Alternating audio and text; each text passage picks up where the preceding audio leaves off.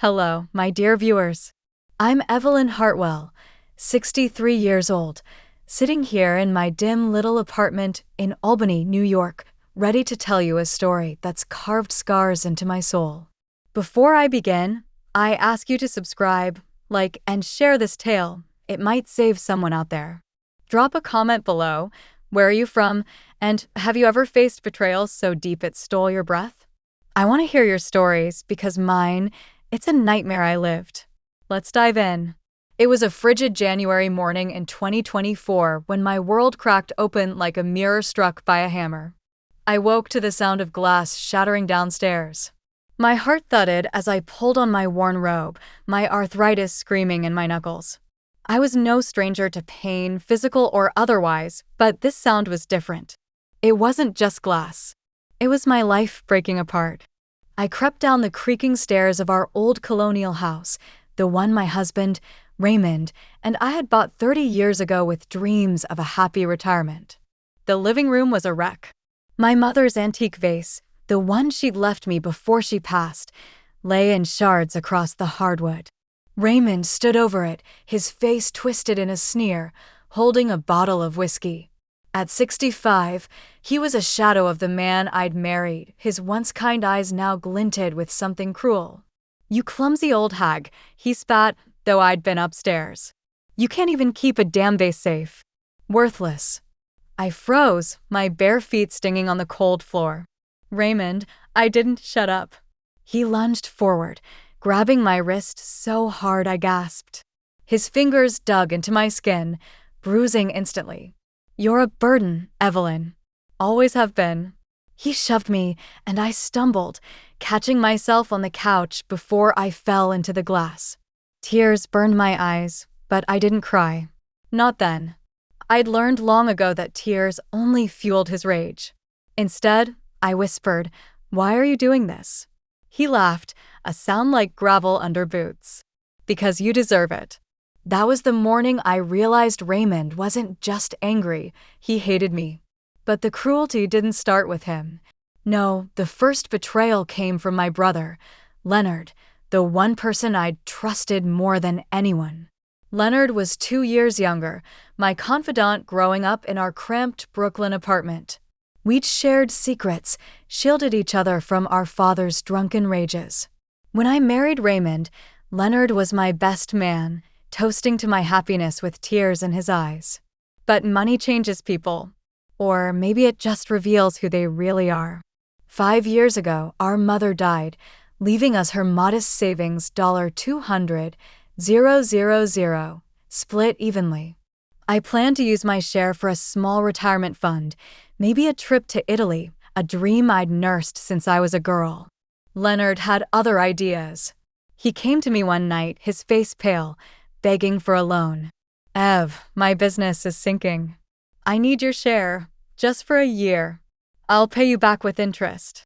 I hesitated. Raymond was against it, calling Leonard a leech. But Leonard was family. I handed over my $100,000, every cent, signing a contract he swore was ironclad. A year passed, then 2. No money came. When I called, Leonard's voice was cold. "Business is tough, Ev. You'll get it when I can." Last summer, I learned the truth. Leonard hadn't sunk my money into his failing hardware store. He'd bought a sleek condo in Miami, a sports car, a new life with a woman half his age. He'd lied, stolen my future, and when I confronted him, he laughed. "You're too old to need that money, Evelyn. What's a spinster like you gonna do with it?" Spinster. The word cut deeper than any of Raymond's insults. I wasn't just betrayed, I was erased. My sacrifice meant nothing. I hung up, sobbing, and Raymond found me curled on the kitchen floor. Instead of comforting me, he slapped me so hard my lips split. "Stop your whining," he growled. "You're pathetic." That was when the abuse turned physical. Before, it was words, sharp, slicing words that left no visible marks.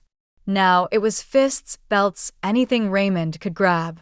He'd lock me in the basement for hours, no food, no light, just the damp cold seeping into my bones.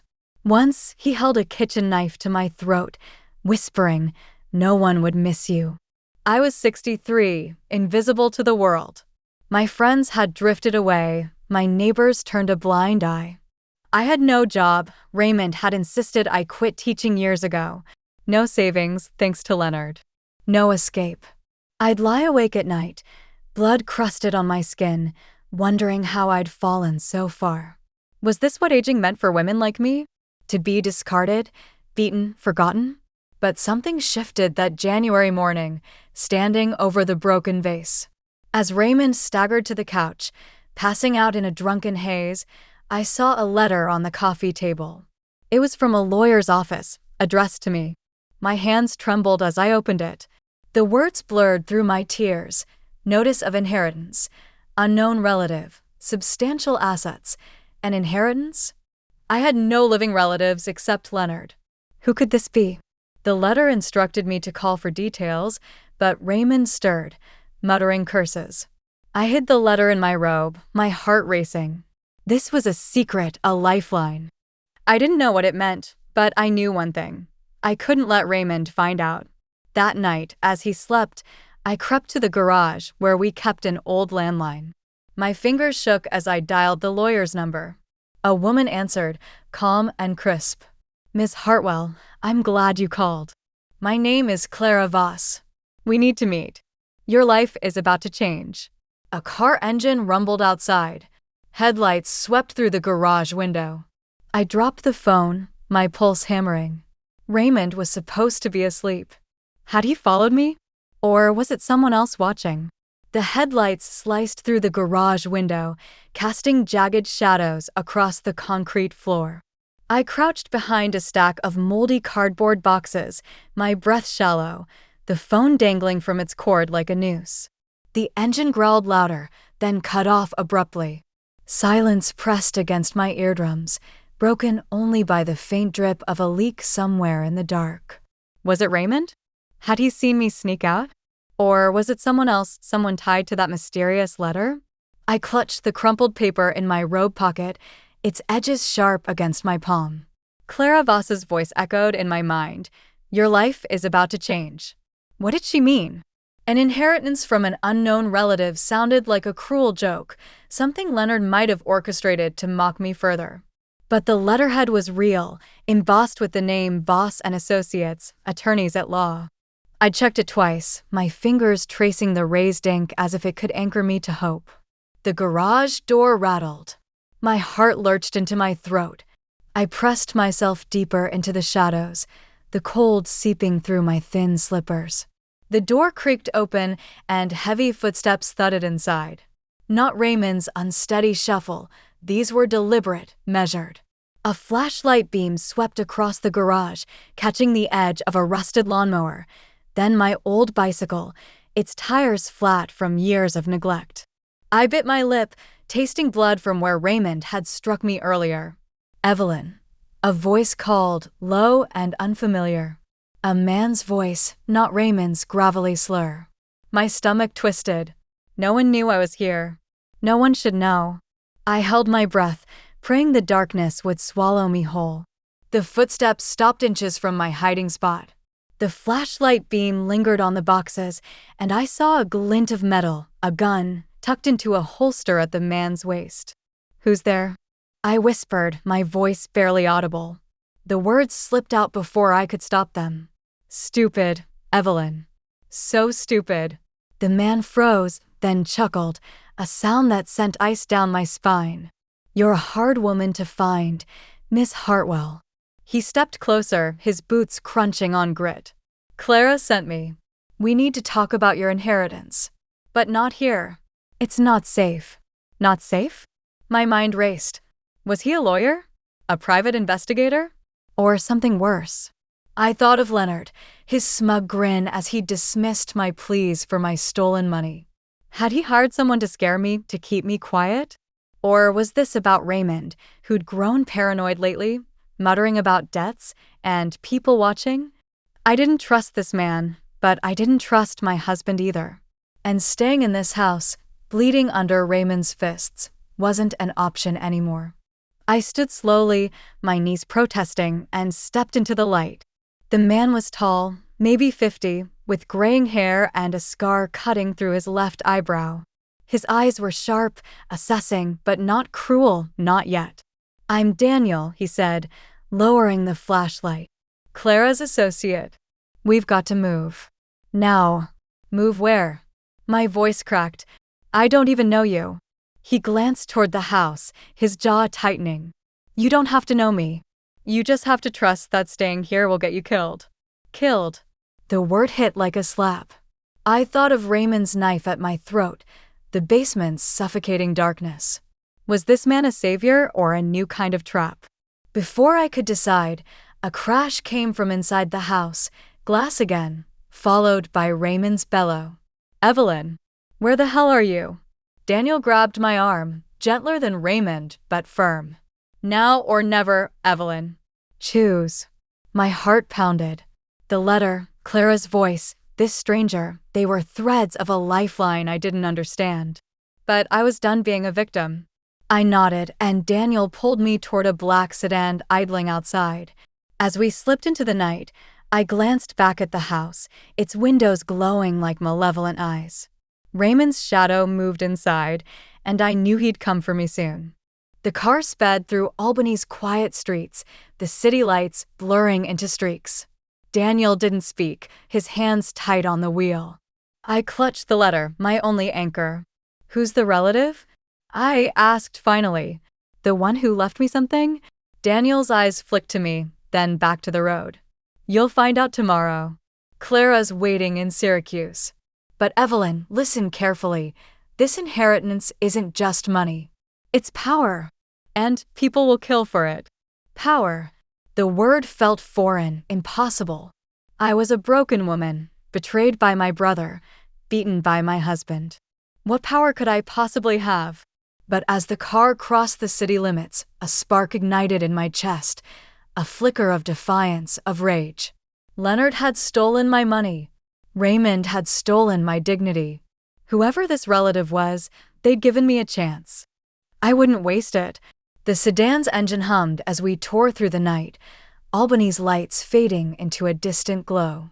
I sat rigid in the passenger seat, my hands knotted around the lawyer's letter, its edges now soft from my anxious grip. Daniel drove in silence, his scarred eyebrow catching the occasional flash of a passing street lamp. I wanted to trust him, to believe he was my escape from Raymond's fists and Leonard's betrayal, but trust was a luxury I'd long since lost. At 63, I'd learned the hard way. People don't save you unless they want something in return. "Where in Syracuse are we going?" I asked, my voice hoarse from fear and disuse. My throat ached where Raymond had grabbed me last week, his thumbs pressing until I'd blacked out. The memory sent a shiver through me, and I pulled my robe tighter, its thin fabric no shield against the cold or the past. "Clara's office," Daniel said, his eyes fixed on the road. "She'll explain everything. But Evelyn, you need to stay sharp. This isn't a fairy tale. What you're about to inherit, it's complicated." Complicated. That word hung in the air like smoke. I thought of Leonard, his slick smile as he'd promised to repay my $100,000, now vanished into his Miami paradise. I thought of Raymond, his belt snapping against my back 2 nights ago, leaving welts I could still feel. Complicated was my life already? What could be worse? "Tell me about the relative," I pressed. "Who are they? Why me?" Daniel's jaw tightened, and for a moment, I thought he wouldn't answer. Then he said, "Her name was Margaret Kane. She died 3 weeks ago. No kids, no husband. You're her closest living kin." Margaret Kane. The name meant nothing. No aunt, no cousin, no flicker of memory from our sparse family tree. Leonard and I had grown up with just our parents, no extended relatives at holidays or funerals. How am I related to her? I asked, suspicion creeping into my voice. And why didn't I know she existed? Daniel glanced at me, his expression unreadable. "Clara will explain." "It's not my place." Frustration flared in my chest. I was tired of secrets, of men deciding what I deserved to know.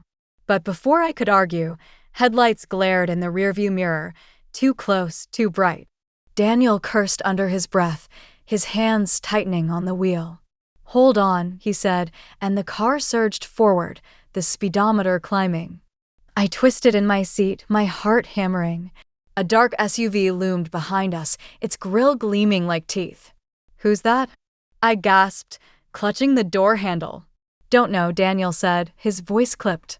"But they've been tailing us since we left your street." Tailing us. The words sank into me like knives. Was it Raymond, somehow sober enough to follow? Or Leonard, protecting his stolen wealth? Or someone tied to this Margaret Kane, this stranger who'd upended my life with a single letter? The SUV swerved closer, its engine roaring, and I saw a glint in its window, a gun barrel, aimed at us. "Get down," Daniel shouted, yanking the wheel. The sedan skidded onto a side road, gravel spraying against the undercarriage.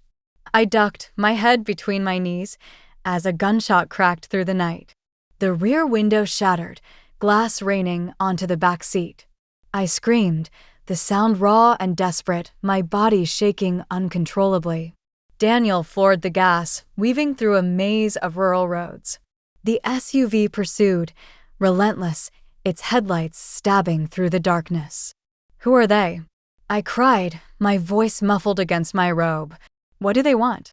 "Your inheritance," Daniel said grimly. "Or your life." "Maybe both."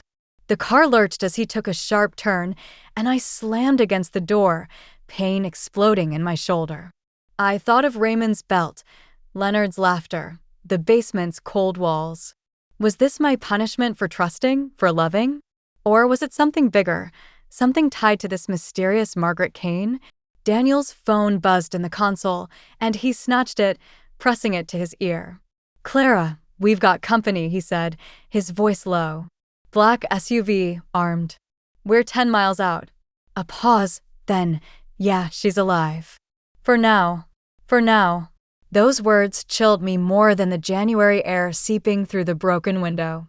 I straightened, glass crunching under my slippers, and saw the SUV gaining. Another gunshot rang out, and the sedan's side mirror exploded.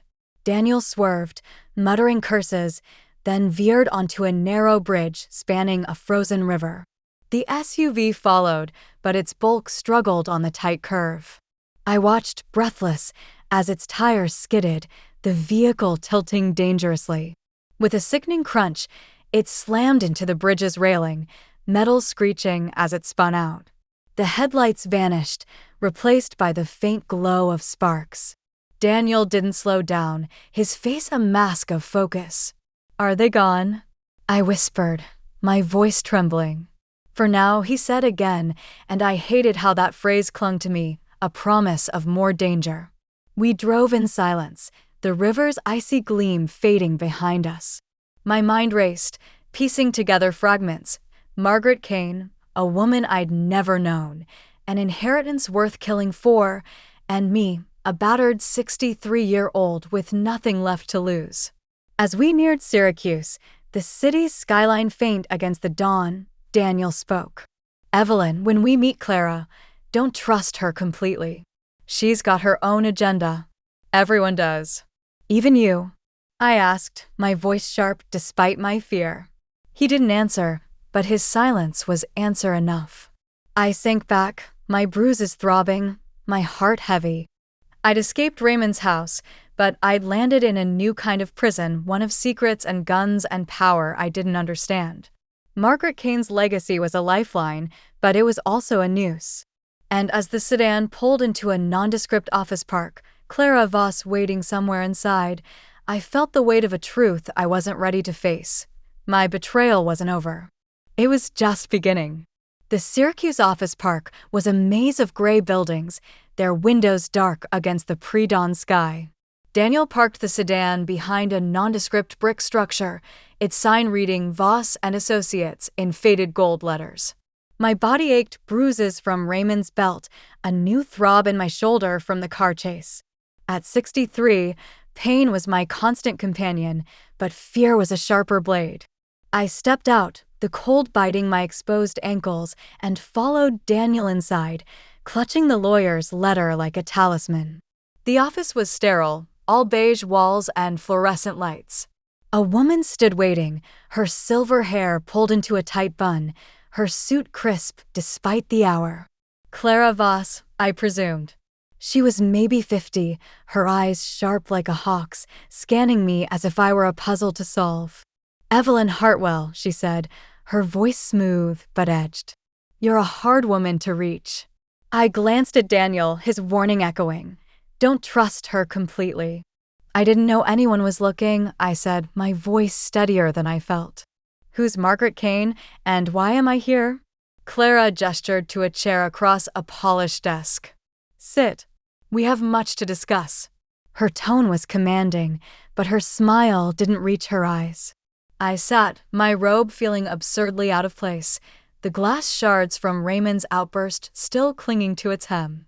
Daniel leaned against the wall, his gun holster visible, a reminder of the danger we'd just escaped. Margaret Kane was your aunt, Clara began, sliding a folder toward me. Your father's sister. She lived a private life. No contact with family for decades. She died last month, leaving you her estate. My father's sister? I frowned, digging through memories.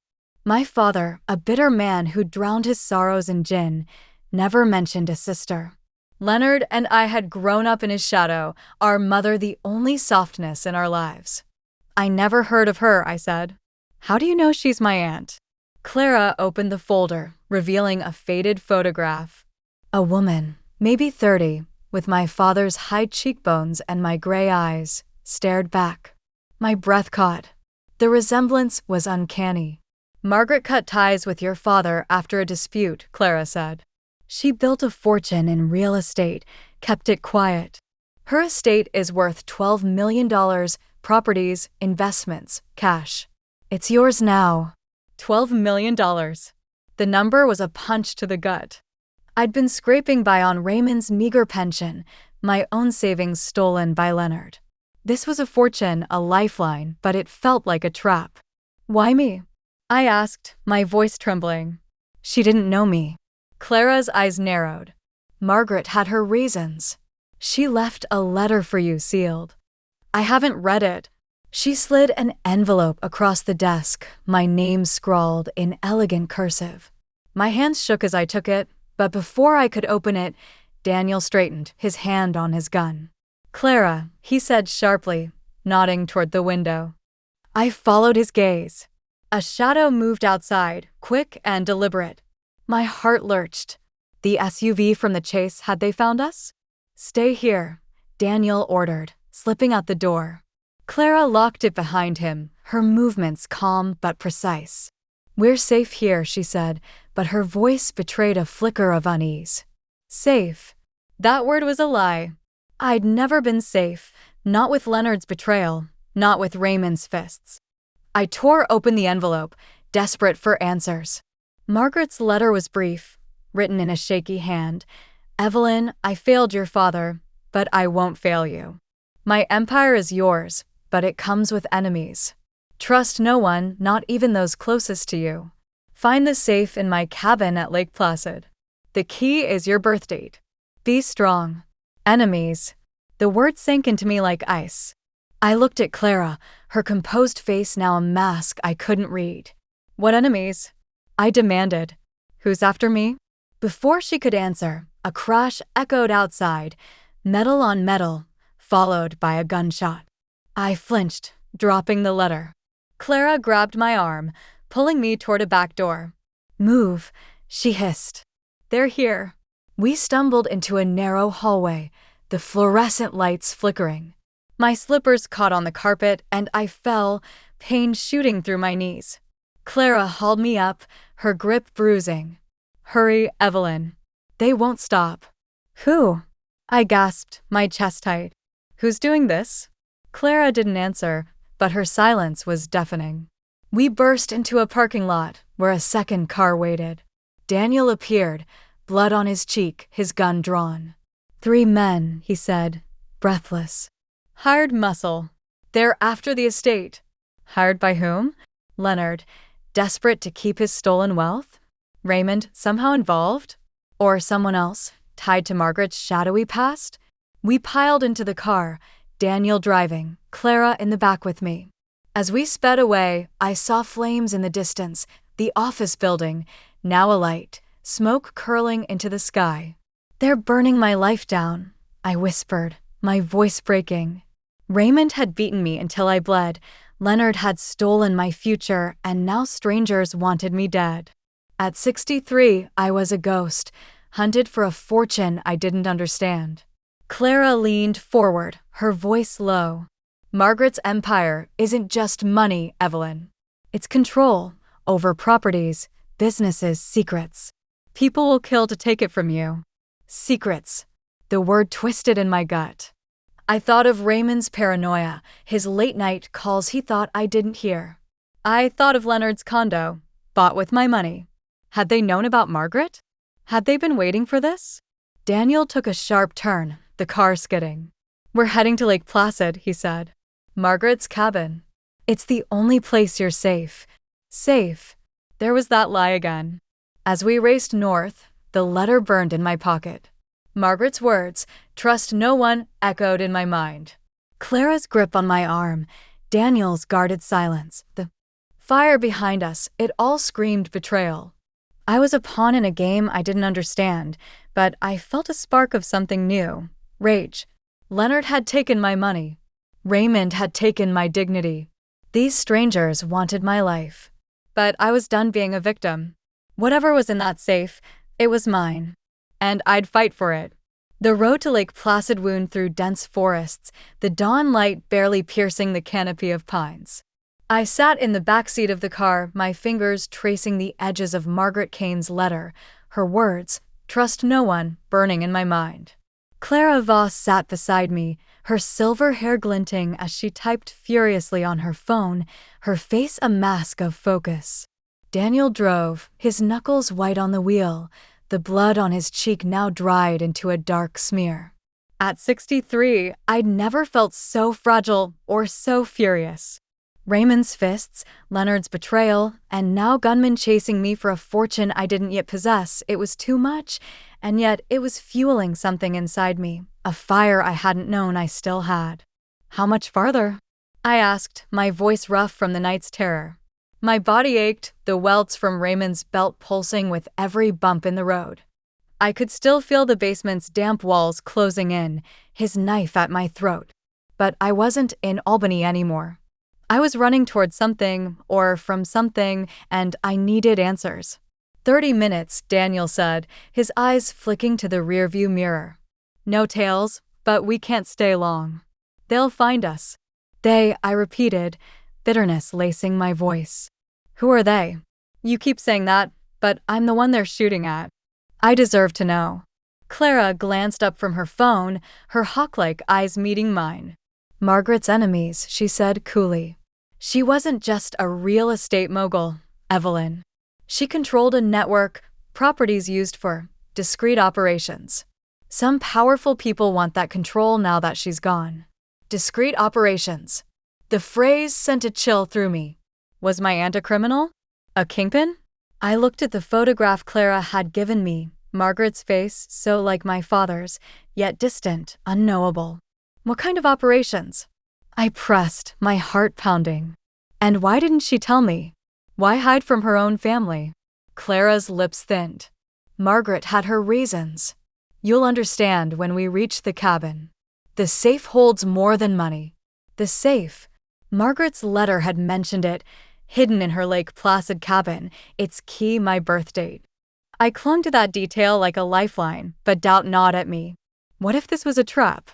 Leonard had fooled me with his crocodile tears, stealing my $100,000 for his Miami fling. Raymond had promised love, then turned it into bruises.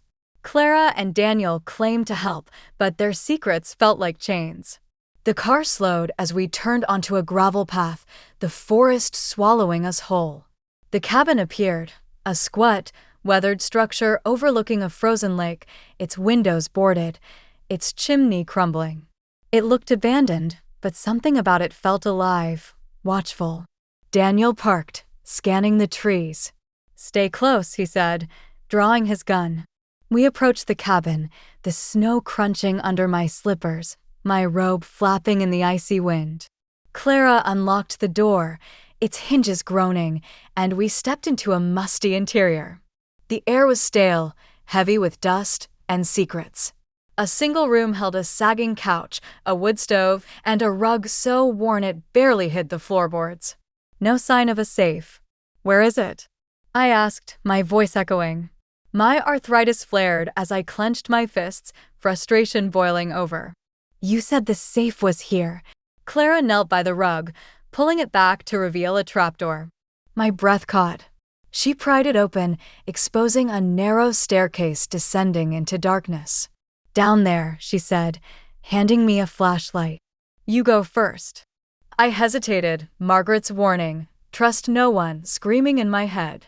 Daniel's gun, Clara's cold eyes, the gunman who'd burned her office, they all pointed to betrayal. But I was tired of running, of bleeding, of being invisible. I took the flashlight, its beam shaking in my grip, and descended. The stairs creaked, the air growing colder, damper. At the bottom was a concrete room, its walls lined with shelves of files and a steel safe embedded in the stone.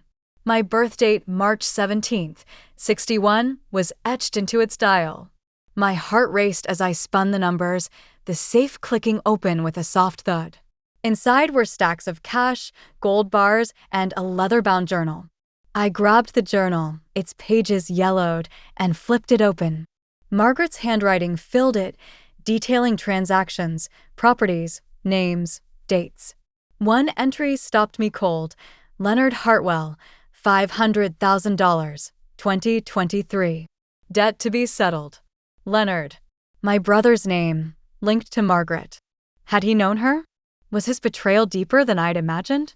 Before I could read more, a shout came from above. "Evelyn, get up here." Daniel's voice urgent. I stuffed the journal into my robe and climbed the stairs, my knees screaming. Daniel stood at the window, gun raised. "They're here," he said. Clara was gone. My stomach dropped. "Where's Clara?" I asked, panic rising. Daniel didn't answer. Outside, headlights pierced the trees, 2 SUVs, their engines roaring. Men spilled out, armed, their faces shadowed. A voice boomed through a megaphone. "Evelyn Hartwell, come out or we burn it down." My blood froze. They knew my name. This wasn't random. I looked at Daniel, his face grim. "Did Clara sell me out?" I whispered, my voice breaking. He shook his head, but his eyes held doubt. "We fight or we run. Your call." Fight? Run? At 63, I was no fighter, no runner. But the journal in my pocket, Margaret's secrets, gave me something I'd never had: leverage. I thought of Raymond's belt, Leonard's laughter, the basement's darkness. "We run," I said, my voice steady despite the fear. "But not forever." Daniel nodded, leading me to a back door. We slipped into the forest, the cabin's shadow looming behind us. Gunshots rang out, and the cabin erupted in flames, its secrets burning. I ran, branches tearing at my skin, the journal heavy against my chest. Leonard's name in Margaret's book was a new betrayal, a new wound. He wasn't just a thief, he was part of this, whatever this was. And as we vanished into the trees, I vowed he'd pay. They all would. The forest clawed at me as I ran, branches snagging my robe, tearing skin already bruised by Raymond's fists. My lungs burned, each breath a knife in my chest, but I didn't stop. At 63, my body screamed for rest, but fear and the leather journal tucked against my ribs kept me moving. Daniel led the way, his gun drawn, weaving through the pines as the glow of the burning cabin faded behind us. The crack of gunfire echoed, fainter now, but the men's voices carried on the wind, hunting me like prey. Leonard's name in Margaret's journal, tied to a $500,000 debt, was a fresh betrayal, a wound deeper than any Raymond had inflicted. My brother wasn't just a thief, he was part of this nightmare. "Keep low," Daniel whispered, pulling me behind a fallen tree. My slippers sank into the snow, numbing my feet. I crouched, my arthritis flaring, The journal's weight a reminder of the secrets I carried. Margaret's words, "Trust no one," pounded in my head. Clara's sudden disappearance at the cabin, Daniel's guarded silences, the men who knew my name, everyone was a suspect, a threat. Who hired them? I gasped, my voice trembling. Leonard? Clara? Tell me the truth. Daniel's eyes, shadowed by the dawn, met mine. I don't know, he said, but his hesitation was a crack in his armor. Clara's ambitious, but she needs you alive to claim the estate. Leonard, he's a wild card. That debt in the journal means he's in over his head. A wild card. Leonard's smug grin flashed in my mind, his voice dismissing me as a spinster when he stole my $100,000. Had he borrowed from Margaret, knowing she was our aunt? Had he sold me out to these men to save himself? The thought was a poison, spreading through me. I'd trusted him, loved him, and he'd left me to bleed. A shout rang out, closer than before. Spread out. She's with the guy. My heart lurched. Daniel grabbed my arm, his grip firm but not cruel, and we scrambled deeper into the forest. The snow thickened, slowing my steps, and my robe caught on a thorn, ripping. I stumbled, pain shooting through my knee, and fell, the journal slipping from my grasp. It landed in the snow, pages fluttering open. No! I lunged for it, but Daniel was faster, snatching it up. He glanced at the open page, his jaw tightening. What's this? He asked, his voice low, urgent.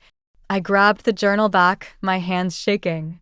The page showed a list of names, Margaret's handwriting sharp. Leonard Hartwell, Raymond Hartwell, $500,000, 2023. Raymond. My husband's name, beside my brother's. My stomach churned. Raymond, who'd beaten me until I bled, locked me in the basement, held a knife to my throat. Was he part of this too? Had he known about Margaret's empire, her money? Evelyn, we need to move, Daniel said, but I barely heard him. The betrayal was a vice around my heart. Leonard had stolen my savings, but Raymond, he'd stolen my life, my dignity, and now I saw his name linked to a debt, a secret he'd kept while breaking my bones. How long have you known? I whispered, my voice raw. About Raymond? Daniel's face hardened. I didn't. Clara never mentioned him. But if he's in that journal, he's not just your husband. He's a player in Margaret's game. A game. That's what my life had become, a chessboard where I was a pawn, bleeding for others' moves. I stuffed the journal back into my robe, rage simmering beneath my fear. Raymond, Leonard, Clara, they'd all used me. But Margaret's safe, her journal, had given me something they didn't expect. Knowledge. A twig snapped nearby. Daniel raised his gun, signaling silence. Footsteps crunched, deliberate, circling us. My pulse hammered as I pressed myself against the tree, snow soaking through my robe. A man's silhouette appeared through the pines, his rifle glinting. Hartwell, he called, his voice mocking. You can't run forever. Daniel fired, the shot deafening. The man screamed, collapsing, but more shouts answered, closing in. Go! Daniel hissed, shoving me forward. We ran, my legs burning, my breath ragged. The forest seemed to tighten, its branches like teeth, eager to trap me. I thought of Raymond's belt, the basement's darkness, Leonard's laughter. I'd survived them. I'd survived this. We reached a frozen stream, its ice cracked and treacherous. Daniel hesitated, scanning the bank. Cross here, he said. They'll expect us to follow the path. I stepped onto the ice, my slippers sliding. Halfway across, a gunshot cracked, and the ice splintered beneath me. I screamed, falling through, the water swallowing me. It was a shock of cold, stealing my breath, my limbs seizing. The journal sank, and I dove for it, my fingers closing around its leather just as Daniel hauled me out, his face grim. You're gonna freeze, he said, wrapping his jacket around me. My teeth chattered, my body shaking uncontrollably, but I clutched the journal, its pages sodden but intact. Another gunshot rang out, closer. Daniel pulled me into a thicket, his gun ready. "They're not giving up," he muttered. "Whoever's paying them wants you dead." "Raymond," I whispered, the name a curse. His name in the journal was no coincidence. He'd been paranoid, secretive, his abuse escalating. Had he known about Margaret's estate? Had he planned to kill me for it? Daniel didn't answer, his eyes scanning the trees. "We need shelter," he said. "There's a ranger station a mile north. Can you make it?"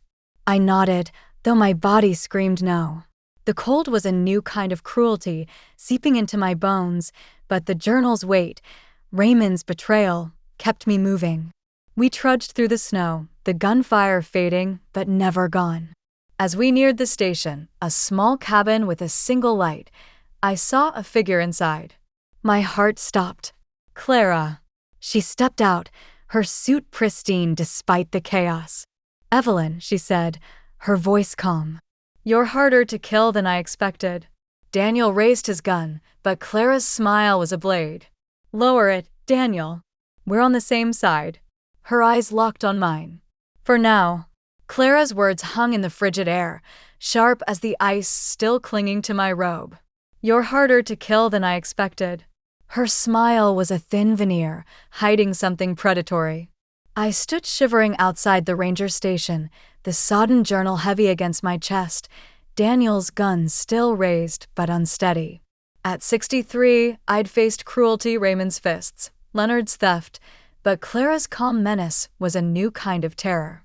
Her reappearance, after vanishing at the burning cabin, screamed betrayal. Was she my ally or another player in this deadly game? "Explain yourself," I demanded, my voice raw from the cold and fear.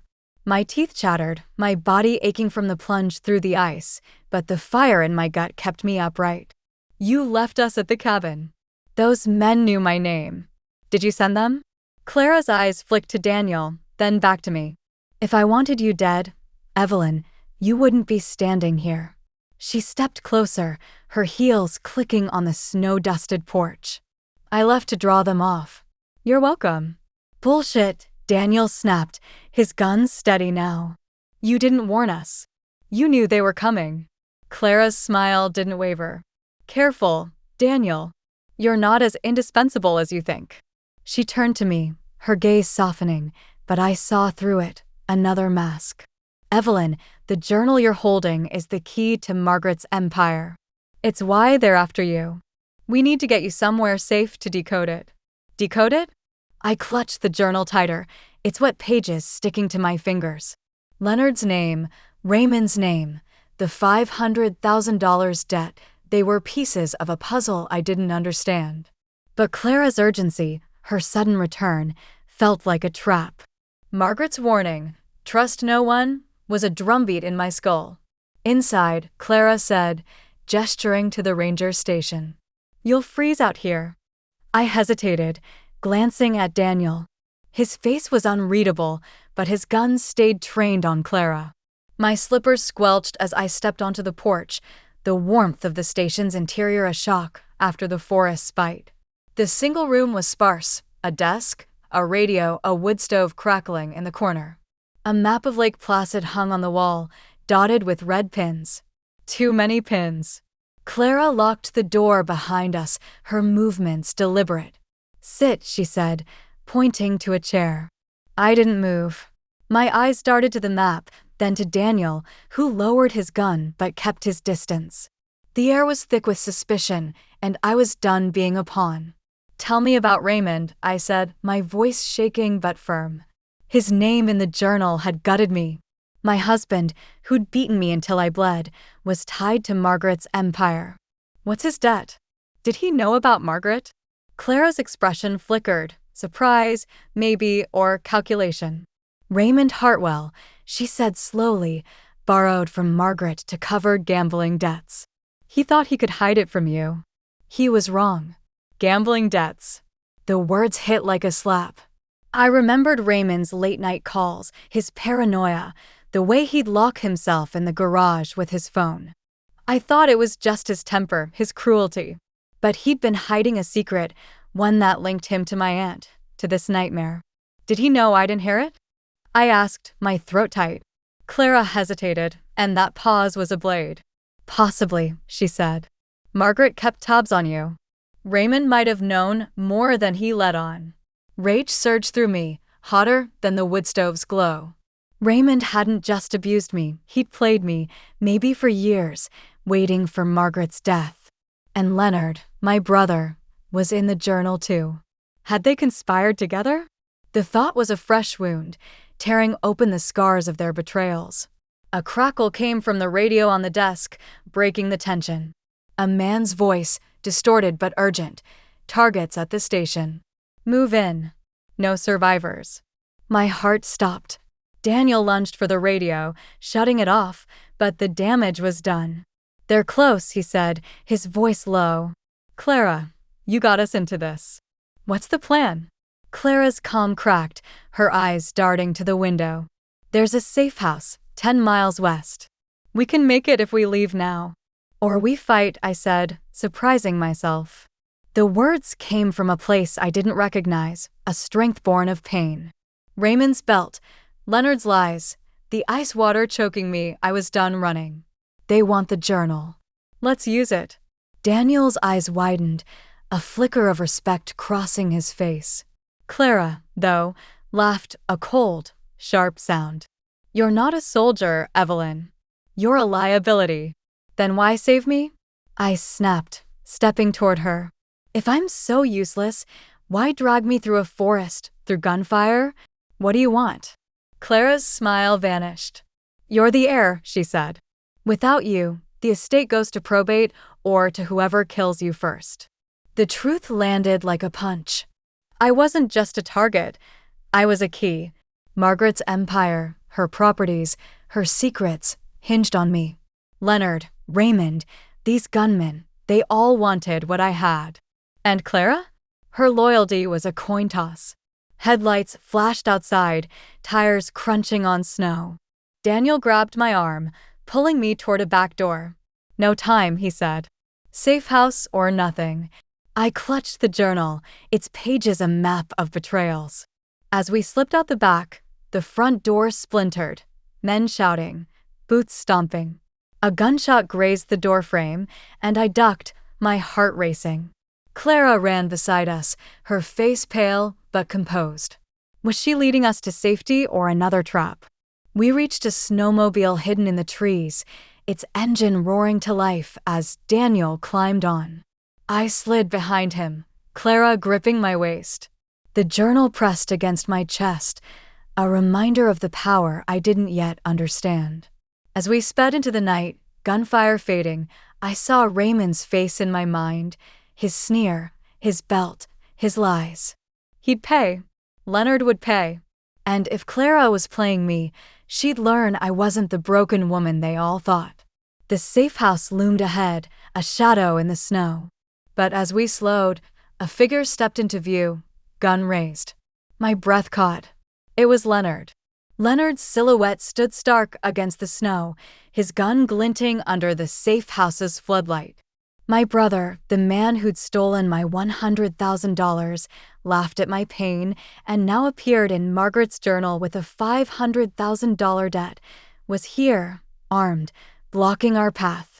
At 63, I'd thought I'd felt every kind of betrayal, but this Leonard hunting me like an animal cut deeper than Raymond's belt ever had. The snowmobile's engine idled beneath me, Clara's grip on my waist tightening, Daniel's hand hovering near his holster. The air was thick with the promise of violence, and I was done being prey. Evelyn, Leonard called, his voice smooth, mocking, the same tone he'd used to dismiss me as a spinster. Get off the sled. We need to talk. My heart pounded, rage and fear colliding. The journal pressed against my chest, its pages holding secrets, Leonard's debt, Raymond's gambling, Margaret's empire. I'd survived Raymond's basement, the forest's ice, and gunmen torching my life. Leonard wasn't taking this from me too. Talk? I spat, my voice shaking but fierce. Like when you stole my money. Or when you sold me out. His smile faltered, but his guns stayed steady. You don't understand, Ev. You never did. Hand over the journal, and I'll let you walk away. Let me walk away? I laughed, a bitter, jagged sound. You're in debt to Margaret. You knew her, didn't you? You've been playing me from the start. Daniel shifted, his gun now drawn, aimed at Leonard. Drop it, Hartwell, he said. You're outnumbered. Leonard's eyes flicked to Clara, then back to me. Outnumbered? You sure about that? His words were a warning, and my stomach twisted. Clara's silence behind me was deafening. Had she led us here to him? Margaret's warning, trust no one, burned in my mind. Before I could speak, Clara slid off the snowmobile, her hands raised. Leonard, she said, her voice calm, calculated. This doesn't have to end in blood. Evelyn's the heir. You need her alive. Need me alive. The words echoed Clara's earlier claim, but her tone was off, too smooth. Leonard's gun didn't waver. Clara, you promised me a cut, he said. The journal for my debt. That was the deal. A cut. A deal. The betrayal was a knife in my gut. Clara had been working with Leonard, maybe from the moment she'd sent Daniel to my house. I turned, my eyes locking on hers. You sold me out, I whispered, my voice breaking. You burned the cabin. Let us hear. Clara's face was unreadable. Evelyn, you're jumping to conclusions. Leonard's desperate. I'm trying to save you. Save me. I snapped, my rage boiling over. Like you saved me when those men shot at us? When you vanished. Leonard laughed, a cruel, guttural sound. Poor Ev, always trusting the wrong people. You should have stayed in Albany, bleeding for Raymond. This is too big for you. Raymond's name, tied to Leonard's debt in the journal, was a fresh wound. Had they planned this together? My husband, my brother, two men I'd loved, now my enemies. I gripped the journal, its secrets my only weapon. What's in this journal, Leonard? I asked, my voice steady despite the fear. Why's it worth killing me for? His smile vanished. You don't get to ask questions. Hand it over or I shoot your friend here. He swung his gun toward Daniel, who tensed but didn't fire. My mind raced. The journal held names, transactions, proof of Margaret's empire, and Leonard's debt. If he got it, I'd lose everything. But Clara's betrayal, Daniel's silence, left me alone in this frozen standoff. At 63, I was no fighter, but I'd survived worse. I thought of Raymond's basement, the knife at my throat, the ice water choking me. I wasn't dying here. Shoot him, I said to Daniel, my voice cold. The words shocked me, but they felt right. Leonard's eyes widened, and for a moment, I saw fear, my little brother, scared. Daniel hesitated, and that was enough. Leonard fired, the shot grazing Daniel's arm. He grunted, dropping his gun, blood staining the snow. Clara lunged for the weapon, but I was faster, driven by rage. I grabbed it, its weight foreign in my arthritic hands, and pointed it at Leonard. Ev, don't, he said, his voice softer now, pleading. You're not a killer. You don't know me anymore, I said, my finger on the trigger. My hands shook, not from cold but from the weight of what I might become. I thought of his condo, his sports car, my stolen future. I thought of Raymond's belt, his name in the journal. I wanted to pull the trigger to make Leonard pay. A scream cut through the night, not mine, not Leonard's.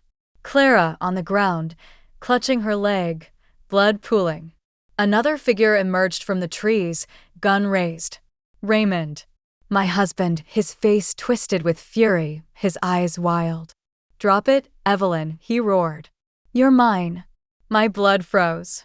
Raymond, here now. His name in the journal, his gambling debts, his abuse, it all crashed together. He tracked me, or Leonard had led him here. They were in this together. Two vipers in my life. The gun in my hands felt heavier, but I didn't lower it. Leonard's face paled, his gun wavering between me and Raymond. Raymond, you idiot, Leonard hissed. You weren't supposed to come. Shut up, Raymond snarled. She's got the journal. We need it. We. The word was a final betrayal. My brother and my husband, united against me for Margaret's empire. I was a ghost to them, a means to an end. But the journal, the gun, gave me power. At 63, I was invisible to the world, but not anymore. Evelyn, Daniel groaned, clutching his arm. Run. They'll kill you. Run. I'd been running all night, all my life. From Raymond's fists, Leonard's lies, my own fear. But the gun in my hands was a choice. I aimed at Raymond, his sneer a mirror of every bruise he'd left. You're done hurting me, I said, my voice steel. Before I could fire, headlights blazed through the trees. An SUV roared into view, men spilling out, guns drawn. Not Raymond's men, not Leonard's, someone else. Clara screamed, crawling through the snow. Leonard fired wildly, and chaos erupted. I dove behind the snowmobile, the journal slipping, my world narrowing to survival. Raymond's voice cut through the gunfire. Evelyn, you'll pay for this. But I wasn't paying anymore. I was collecting. Gunfire tore through the night, a symphony of chaos that drowned out my pounding heart.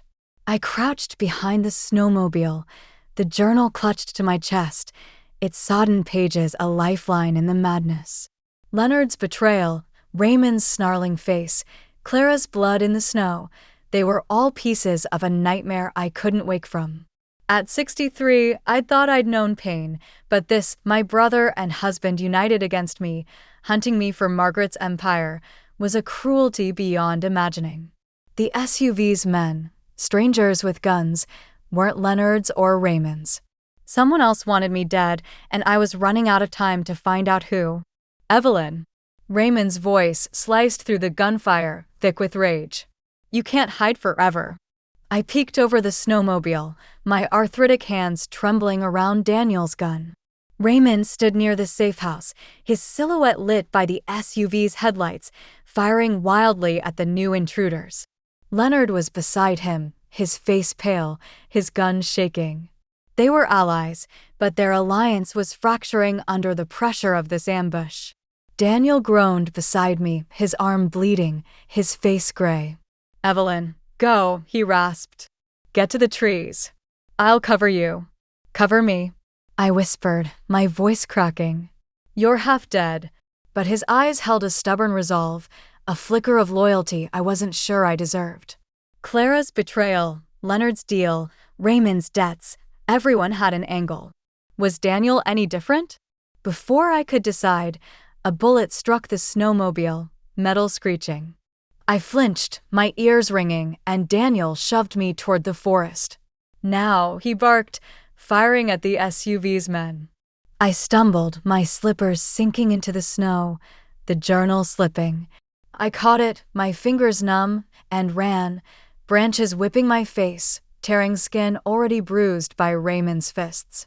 The gunfire faded behind me, replaced by my ragged breaths and the crunch of snow. I didn't know where I was going, away from Leonard, from Raymond, from the men who knew my name. Margaret's journal was heavy, its secrets, Leonard's $500,000 debt, Raymond's gambling, burning in my mind. They'd both known about her empire, played me for years, while I bled under their cruelty. At 63, I was invisible to the world, but this journal made me a target. And maybe, just maybe, a threat. I tripped over a root falling hard, pain shooting through my knees. The journal skidded into the snow, and I crawled for it, my hands raw. As I grabbed it, a shadow loomed above me. I froze, expecting Raymond's sneer, Leonard's mockery. Instead, it was Clara, her leg bleeding, her face twisted with pain and something else, desperation. Evelyn, she gasped, limping closer. Give me the journal. It's the only way you survive. I scrambled back, clutching the journal, the gun heavy in my other hand. Survive? I spat, my voice raw. You sold me to Leonard. You led us into this trap. Clara's eyes darted to the trees, where gunfire still echoed. I didn't sell you, she said, her voice low, urgent. Leonard forced my hand. He's in deeper than you know debts to people who don't forgive. I needed him to think I was on his side. Liar, I hissed, raising the gun. My hands shook, But my rage was steady. Clara had vanished at the cabin, reappeared with Leonard, and now expected trust? Margaret's warning, "Trust no one," was my gospel now. Clara stepped closer, unafraid of the gun. "Kill me, and you'll never know the truth about Margaret," she said. "She wasn't just your aunt. She was a broker, secrets, power, lives. That journal names her clients, her enemies. Leonard and Raymond are pawns, Evelyn. The real players are coming. The real players." Her words sent ice through my veins. I thought of the SUV's men, their precision, their knowledge of my name. Not Leonard's hired thugs, not Raymond's. Someone bigger, tied to Margaret's empire. But Clara's calm, her bleeding leg, her defiance, were they a performance or truth? A scream cut through the forest, Daniel's, raw and final. My heart lurched.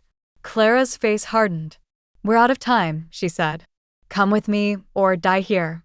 I didn't move, the gun steady now. "Where's the safe house?" I demanded. "The real one, not this trap." Clara hesitated, then nodded toward the west. "A mile through the trees. A bunker off-grid. Margaret built it for this." Her eyes flicked to the journal. "But without me, you won't get in." I wanted to shoot her, to punish her for every lie, every betrayal. But she knew Margaret's secrets, and I needed them. "Move," I said, gesturing with the gun. "You first." We stumbled through the forest, Clara limping, blood trailing in the snow. The gunfire had stopped, an eerie silence settling over the trees. My body screamed bruises, cold, exhaustion, but the journal, the gun, kept me going. Raymond's voice, Leonard's deal, Clara's half-truths, they were chains I'd break, one way or another. The bunker was hidden under a snow-covered hatch, its steel door rusted but solid. Clara punched a code into a keypad, her fingers shaking, and the door hissed open. Inside was a concrete room, cots, supplies, a safe in the wall. My birthdate again, etched into its dial. Margaret's hand, reaching from the grave. "Open it," Clara said, collapsing onto a cot, her face pale. "The journal's just the start." I spun the dial, my hands steady despite the cold. The safe clicked open, revealing files, cash, and a USB drive. I grabbed the drive, its weight small but heavy with promise. Clara's eyes followed it, hungry. "That's the real prize," she said. Margaret's digital ledger. Names, accounts, leverage. Leverage. The word sparked something in me, power at last. But before I could respond, the bunker's radio crackled. A voice, familiar and venomous. "Evelyn, you bitch, I know you're there." Raymond. "Alive, hunting." "Leonard's dead. You're next." My blood ran cold. Leonard dead? By Raymond's hand or the stranger's? The journal, the drive, the gun, they were my weapons now. Raymond wanted me dead, but I wasn't his victim anymore. I looked at Clara, her face grim, and knew one thing. This bunker wasn't safe. Not with Raymond outside, and not with her inside. Raymond's voice crackled through the bunker's radio, a venomous hiss that froze my blood. "Evelyn, you bitch, I know you're there." "Leonard's dead. You're next." My husband, the man who'd beaten me until I bled, locked me in our basement, and now hunted me for Margaret's empire, was outside, closer than ever. At 63, I'd thought I'd known every shade of fear, but this, Raymond's rage, Leonard's death, Clara's uncertain loyalty, was a new kind of hell. I stood by the open safe, the USB drive in my hand, the journal heavy in my robe, Daniel's gun a cold weight in my other hand. The bunker's concrete walls felt like a tomb, and I wasn't ready to die. Clara, slumped on the cot, her leg bleeding, watched me with hawk-like eyes. "He's bluffing," she said, her voice strained but calm. "Raymond's desperate. He needs the journal, the drive. He won't risk killing you yet." "Yet," I repeated, my voice sharp. I aimed the gun at her, my hands steadier than I felt. "You've lied before, Clara. Why should I believe you now? You worked with Leonard. You led us into that ambush. Her face tightened, but she didn't flinch. I told you, Leonard forced my hand. He owed Margaret's clients, dangerous people. I played along to keep you alive. The drive in your hand? It's worth more than the journal. It's why Raymond's here. The USB drive was small, its black plastic unassuming, but Clara's words, Margaret's digital ledger, names, accounts, leverage, made it heavy. I slipped it into my robe, beside the journal, my mind racing. Leonard was dead, by Raymond's hand or another's. Raymond, tied to Margaret's empire by gambling debts, wanted me dead for the same secrets. Clara claimed to protect me, but her betrayal at the cabin lingered like poison. Margaret's warning, trust no one, was my only truth. The radio crackled again. Evelyn, you've got 5 minutes to come out or I burn you out. Raymond's voice was slurred, his drunken cruelty familiar. I saw his belt snapping, my blood on the kitchen floor, his knife at my throat. He'd always controlled me, but now I had the journal, the drive, the gun. I wasn't his victim anymore. What's on this drive? I demanded, turning to Clara. Names? Money? Tell me, or I shoot. Clara's eyes flicked to the gun, then back to me. It's a ledger, she said. Margaret's clients, politicians, CEOs, criminals. Their secrets, their payments. Whoever holds it controls them. Raymond wants it to pay his debts. Others want it to bury their pasts. Others. The SUV's men, precise and ruthless, flashed in my mind. Not Raymond's thugs, not Leonard's. Margaret's empire wasn't just money, it was power built on blackmail. And I, a battered 63-year-old, was its heir. The thought was absurd, yet it sparked something in me: rage, defiance, a hunger to make them all pay. A thud shook the bunker's door, metal groaning. My heart lurched. He's here, I whispered, my grip tightening on the gun. Clara struggled to her feet, her face pale, blood soaking her pant leg. There's a tunnel, she said, limping to a panel on the wall. Margaret built it for escape. It leads to the lake. She pressed a hidden switch, and the panel slid open, revealing a dark, narrow passage. The air was damp, reeking of earth. Another thud, louder, followed by Raymond's muffled roar. Open the door, Evelyn. The bunker's walls seemed to close in, my bruises throbbing, my arthritis screaming. I thought of Leonard's condo, bought with my stolen money, Raymond's fists, the basement's darkness. I'd survived them. I'd survive this. You first, I said to Clara, gesturing with the gun. If this was another trap, she'd face it before me. She nodded, her eyes unreadable, and ducked into the tunnel. I followed, the gun trained on her back, the journal and drive heavy in my robe. The passage was tight, my shoulders brushing the walls, the cold seeping into my bones. My slippers squelched, still wet from the ice, and my breath came in shallow gasps. The tunnel sloped downward, the darkness swallowing the flashlight's beam. Clara moved slowly, her limp pronounced, but her silence unnerved me. Why help me now? I asked, my voice echoing. What's your angle? She didn't turn. Margaret was my mentor, she said softly. She saved me once. I owe her this. Her mentor. The words felt like truth, but truth was a luxury I couldn't afford. We reached a steel hatch, its lock rusted. Clara fumbled with it, her hands shaking, and it creaked open, revealing a snow-covered bank by Lake Placid's frozen shore. The night was quiet, the gunfire gone, but Raymond's threat lingered. I stepped out, scanning the trees. Clara followed, her breath ragged. We need a car, she said. There's a shed nearby, keys inside. Before I could respond, a shadow moved in the trees. I raised the gun, my heart pounding, but it wasn't Raymond. A woman, young, maybe 30, stepped into the moonlight, her hands raised. Evelyn Hartwell, she asked, her voice steady. I'm Sarah. Margaret sent me. Margaret sent her? My aunt was dead. I tightened my grip on the gun.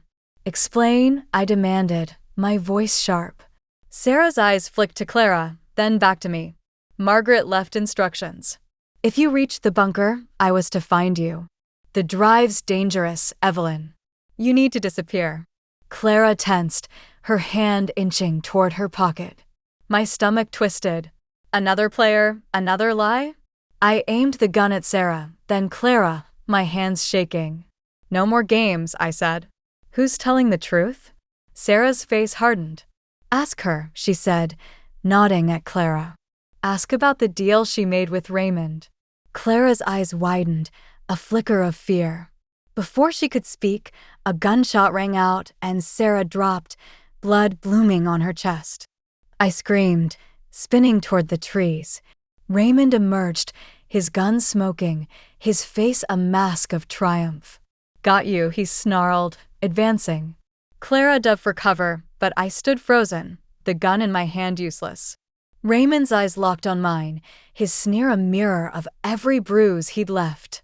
The drive, Evelyn. Now, the journal, the drive, the gun, they were my power. I raised the gun, my finger on the trigger, and for the first time, I wasn't afraid. He'd pay. They all would. Raymond's sneer was a blade, carving through the moonlight as he advanced, his gun trained on me. The frozen shore of Lake Placid stretched behind him, its ice a mirror for my fear and my rage. At 63, I'd been his victim for years, bleeding under his fists, cowering in our basement, but now, with Daniel's gun in my trembling hands, the journal and USB drive heavy in my robe, I was something else. Sarah lay dead in the snow, her blood a stark warning.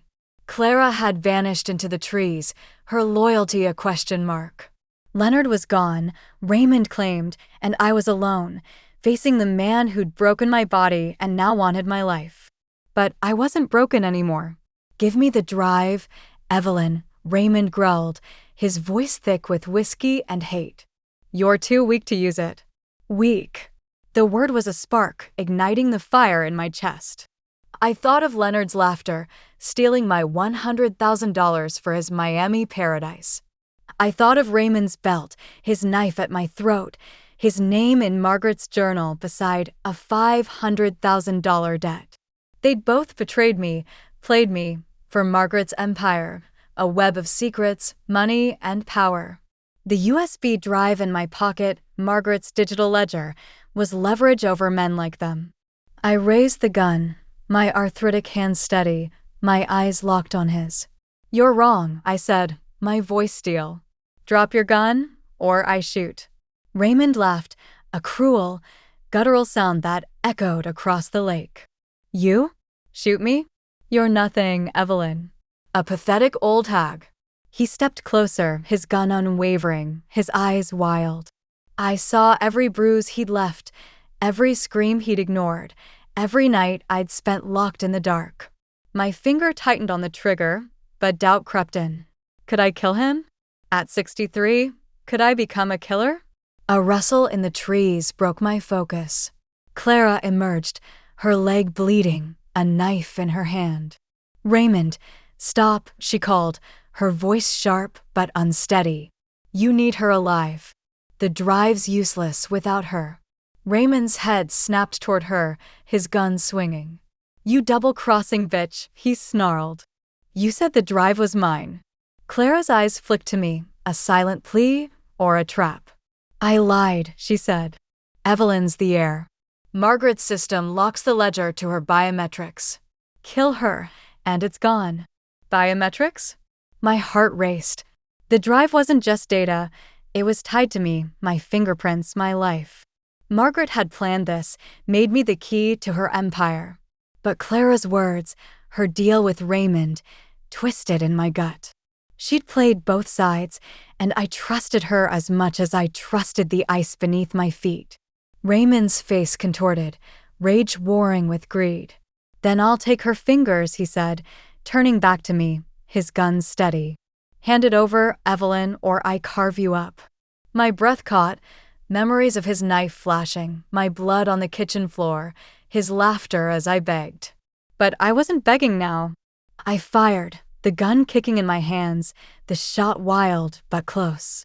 Raymond flinched, the bullet grazing his shoulder, blood blooming on his coat. He roared, charging me, his gun firing. Pain seared my arm, hot and sharp, and I stumbled, the journal slipping into the snow. Clara lunged, her knife slashing at Raymond. He swung his gun, catching her temple, and she crumpled, blood pooling. I scrambled for the journal, my arm throbbing, my vision blurring. Raymond grabbed my hair, yanking me back, his breath hot on my neck. "You're mine," he hissed, his gun pressed to my temple. The world slowed, my life narrowing to his cruelty, my pain, my rage. At 63, I'd been invisible, discarded, but Margaret's legacy, her journal, her drive, gave me power. I twisted, slamming my elbow into his ribs, the move desperate but fueled by years of suppressed fury. He grunted, loosening his grip, and I dove for the gun he dropped, my fingers closing around it. "Enough," a new voice boomed. I froze, Raymond's arm still around my neck. A man stepped from the trees, older, maybe 70, with a cane and a tailored coat. Behind him were 4 men, armed, their faces blank. "Raymond Hartwell," he said, his voice cold. "You've overstepped." Raymond's grip tightened, his gun digging into my skin. "Who the hell are you?" he spat. "Elliot Kane," the man said, his eyes locking on mine. "Margaret's brother. Evelyn's father." "My father?" My blood ran cold. My father, dead for 20 years, a drunk who'd left scars on my soul. This man, Elliot, was a stranger, but his eyes, my eyes, held a truth I couldn't deny. Margaret's brother, my father, alive. The betrayal was a chasm, swallowing me whole. "Let her go," Elliot said, his voice calm but lethal. "The ledger's mine." Raymond laughed, a manic edge. "Yours?" "She's my wife." "The drive's mine." Elliot's cane tapped the snow, a signal. One of his men fired, the bullet striking Raymond's knee. He screamed, collapsing, dragging me down. I broke free, crawling through the snow, my arm bleeding, the journal and drive still in my robe. Raymond writhed, cursing, his gun lost. Clara groaned, stirring, her knife glinting nearby. Elliot approached, his men fanning out. "Evelyn," he said, his voice softer now, almost paternal. "You've been through enough. Give me the drive, and this ends." "Ends?" I stood, the gun in my hand, my body shaking. My father, alive, tied to Margaret's empire, wanting what I held. Leonard's death, Raymond's debts, Clara's lies, they were all threads in his web. At 63, I was done being used. "You're not my father," I said, my voice raw. "You're another liar." Elliot's face hardened, but before he could speak, sirens wailed in the distance. His men tensed, guns raised. "We'll meet again," he said, retreating into the trees, his men following. Raymond clutched his knee, his face pale, his eyes begging for mercy, for help. I aimed the gun at him, my finger trembling, but the sirens grew louder. I ran, leaving Raymond bleeding, Clara stirring, the journal and drive my only allies.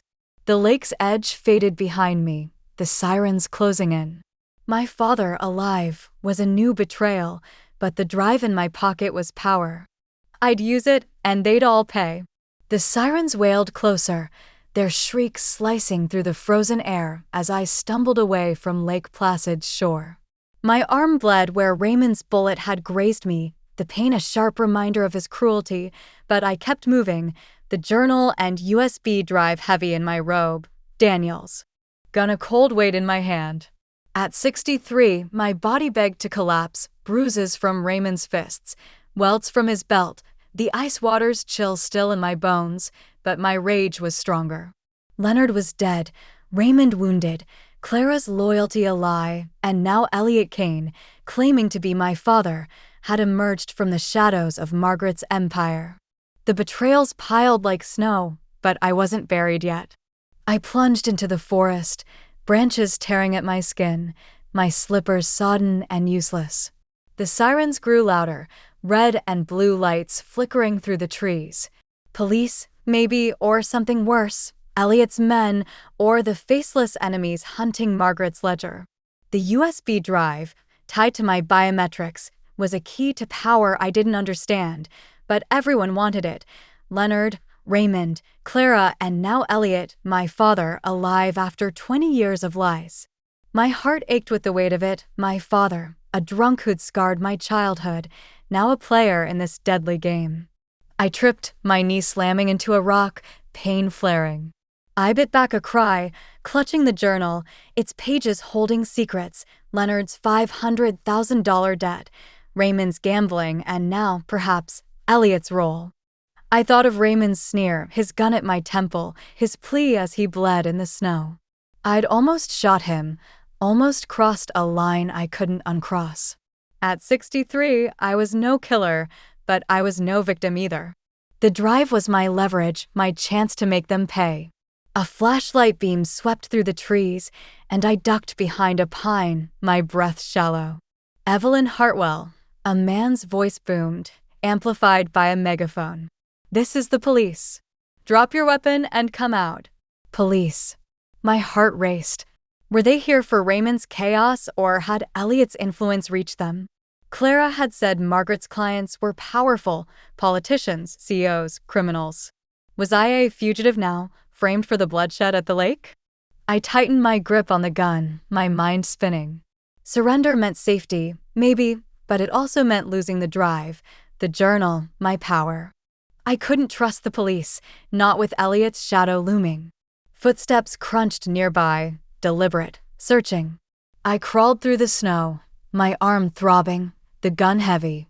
The flashlight beam passed inches from my hiding spot, and I saw the officer, young, tense, his hand on his holster. My stomach twisted. At 63, I was no match for him, no runner, but I had to keep moving. The drive was my future, my revenge. I reached a ravine, its edge crumbling under my weight. Below, a frozen creek glinted, its ice too thin to cross. The sirens were deafening now, lights painting the forest red and blue. I had no choice. I slid down the embankment, thorns tearing my robe, and landed hard, pain shooting through my ankle. I stifled a gasp, clutching the journal and drive, the gun nearly slipping from my grasp. A voice called from above, closer. She's down there. My blood froze. I limped along the creek, the ice cracking under my weight, my breath ragged. The forest thinned, revealing a road, paved, narrow, a lifeline. A pickup truck idled at the shoulder, its driver's door open, no one inside. My heart leapt. A chance, maybe stolen, but mine. I hobbled to the truck, pain searing my ankle, and climbed in, the keys dangling in the ignition. The engine roared to life, and I floored it, the tires spinning on ice before catching. The sirens faded, but headlights flared in my rearview mirror, a police cruiser, gaining fast. My hands shook, the gun on the passenger seat, the journal and drive in my lap. At 63, I'd never driven like this, never fled, but fear and fury drove me now. The road twisted, the cruiser closing in, its lights blinding. I thought of Raymond's basement, Leonard's condo, Elliot's cold eyes. They'd all underestimated me, seen me as weak, invisible. The drive was proof I wasn't. I swerved onto a side road, the truck fishtailing, the cruiser following. My arm bled, soaking my robe, my vision blurring, but I didn't stop. The road ended at a derelict gas station, its pumps rusted, its windows boarded.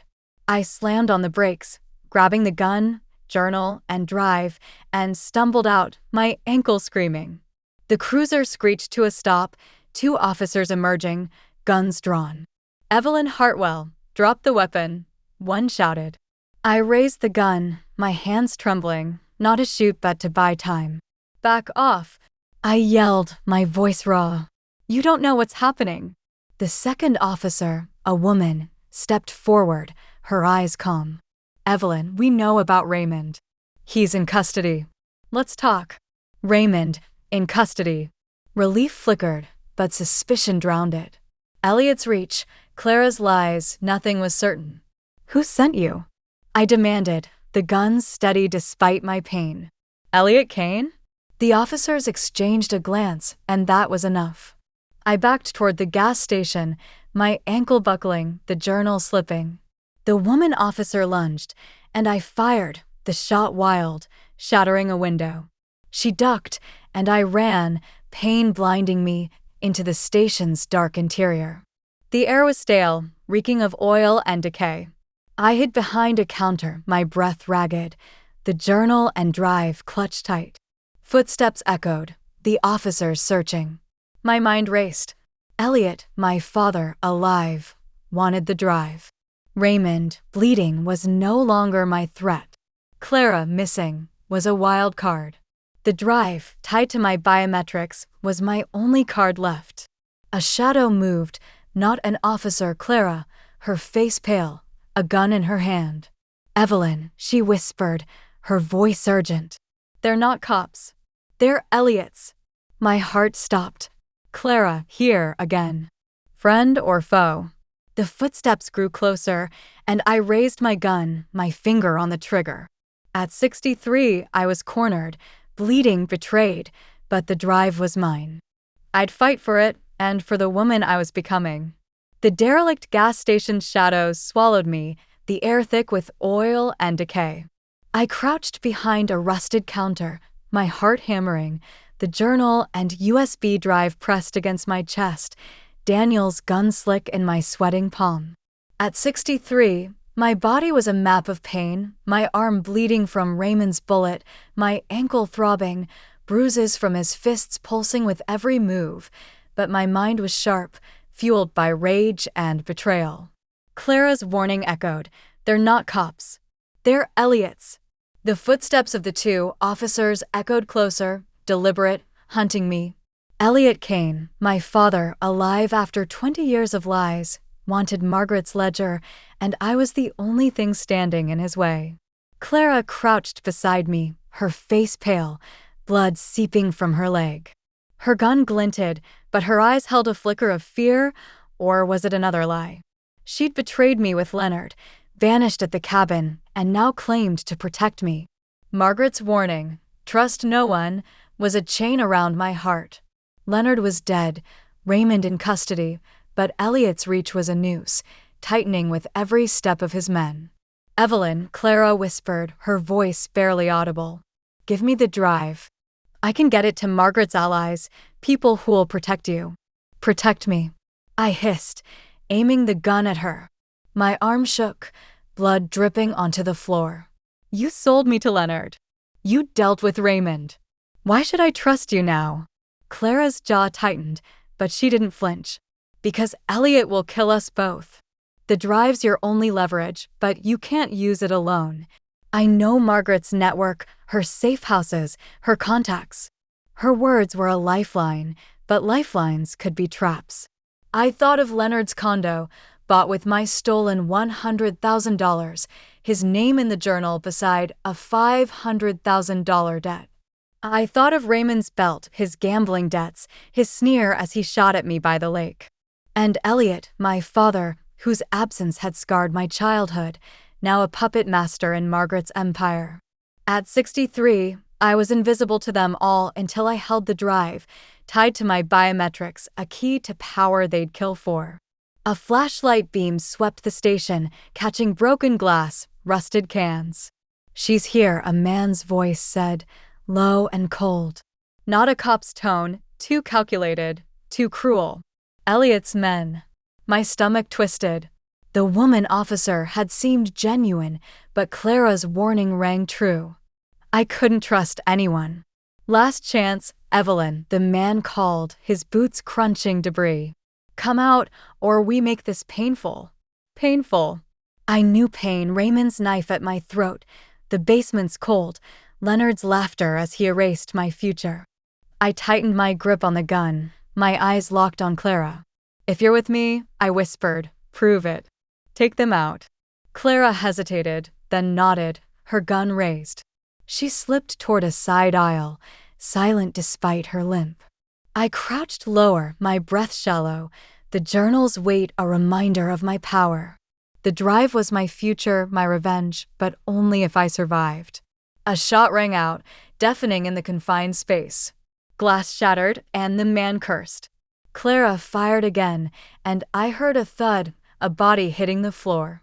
The woman's voice screamed, "You'll pay for that." Footsteps scrambled, and I peeked over the counter. Clara was pinned behind a shelf, the woman firing, her face twisted with fury. The man was down, blood pooling, but the woman was relentless. My heart raced. Clara was fighting for me or for herself.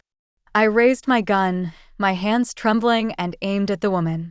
At 63, I'd never killed, but I'd survived Raymond's cruelty, Leonard's theft, Elliot's lies. I fired, the recoil jarring my arm, the bullet striking the woman's shoulder. She screamed, dropping her gun, and Clara lunged, tackling her, the knife from the lake glinting in her hand. "Stop," I shouted, standing, my gun trained on them. Clara froze, the knife at the woman's throat.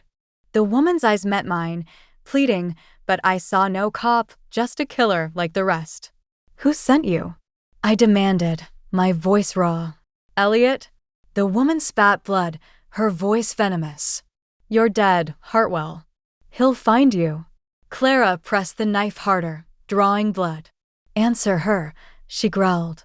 The woman laughed, a chilling sound. "Elliot's just the start.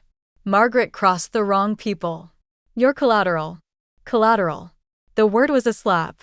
My aunt's empire, her secrets, her ledger, had made me a target, a pawn in a game I hadn't chosen. But the drive, the journal, were mine now. I stepped closer, the gun steady. "Tell Elliot I'm not collateral. I'm coming for him." Clara's knife flashed, and the woman gasped, her eyes wide, then dull. Clara stood, wiping the blade, her face unreadable. "We need to move," she said. "More will come." I stared at the body, my stomach churning. I'd shot her, helped kill her. At 63, I was changing, hardening, but I wasn't a monster, not yet. "Why should I follow you?" I asked Clara, my gun still raised. "You've lied too many times." Clara met my gaze, her eyes tired. "Because I loved Margaret. She saved me from a life like yours, abuse, betrayal. I owe her you." Her words hit like a fist, resonating with my pain, Raymond's fists, Leonard's theft, the invisibility of being 63 and discarded. But trust was a luxury I couldn't afford. "Show me this safe house," I said, gesturing with the gun. "No more tricks." Clara nodded, limping toward a back door. We slipped into the night, the sirens fainter now, the forest dark and waiting. My arm bled, my ankle screamed, but the drive and journal were my armor. Elliot, my father, was out there, his men closing in. Raymond was in custody, Leonard dead, but their betrayals lived in me, fueling my resolve.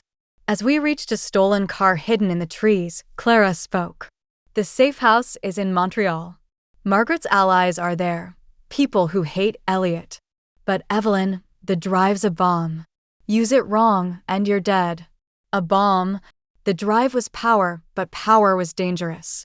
I climbed into the car, the gun on my lap, the journal and drive my only truth. At 63, I was no longer Evelyn Hartwell, victim. I was Margaret's heir, and I'd make them all pay or die trying. The stolen car rattled along a back road, its headlights cutting through the pre-dawn dark as we sped toward Montreal. My arm throbbed where Raymond's bullet had grazed me, my ankle screamed with every jolt, and the journal and USB drive pressed against my chest, heavy with secrets. At 63, I was a fugitive, bleeding, hunted for Margaret's empire, a ledger of power that had cost Leonard his life, Raymond his freedom, and me my trust. Clara drove, her face pale, her wounded leg wrapped in a makeshift bandage torn from my robe. Her claim of loyalty to Margaret, her mentor, rang hollow against her deals with Leonard and Raymond. Elliot Kane, my father alive after 20 years, was the new blade at my throat, his men closing in. The drive, tied to my biometrics, was my only weapon, and I clung to it like a lifeline. The border was close, the Canadian line of faint promise of safety or another trap. "How do we cross?" I asked, my voice hoarse, the gun on my lap a cold reminder of the gas station's blood. I'd shot a woman, watched Clara kill her, and felt myself harden. At 63, I was no killer, but I was no victim either. Clara's eyes flicked to the rearview mirror, checking for headlights. "Margaret's allies run a smuggling route," she said. "A truck stop, 10 miles out. They'll get us through." "Smugglers," I said, bitterness lacing my voice. "More people I'm supposed to trust?" Margaret's warning, "Trust no one," was my mantra now. Leonard's $500,000 debt, Raymond's gambling, Elliot's cold eyes, they'd all betrayed me, used me. Clara's story about loving Margaret felt like another lie, a way to keep me close to the drive. "They're loyal to Margaret," Clara said, her tone sharp. "Unlike Elliot. He betrayed her years ago, cut her out of their family empire. That's why she hid from you, from everyone. My father, a traitor to his sister, my aunt." The revelation was another scar, joining the ones from Raymond's fists, Leonard's theft. "Why didn't she tell me?" I asked, my voice breaking. "I was her family." Clara's hands tightened on the wheel. "She wanted to protect you." "Elliot's dangerous, Evelyn. He's got connections, cops, politicians, killers. The drive threatens them all." The drive. Margaret's digital ledger, names, accounts, secrets. It was why Raymond had beaten me, why Leonard had died, why Elliot hunted me. At 63, I was invisible to the world, but this drive made me a target and a threat. I slipped my hand into my robe, feeling its weight, my biometrics the key to its power. I'd make them pay, but first, I had to survive. Headlights flared behind us, too close. Clara cursed, flooring the gas. The car lurched, my arms screaming as I braced myself. "Elliot's men?" I asked, gripping the gun. "Or cops," Clara said, her voice tight. "Either way, we can't stop." The road twisted, the headlights gaining, a black SUV like the one from the forest chase. My heart pounded, memories of gunfire and ice water flooding back.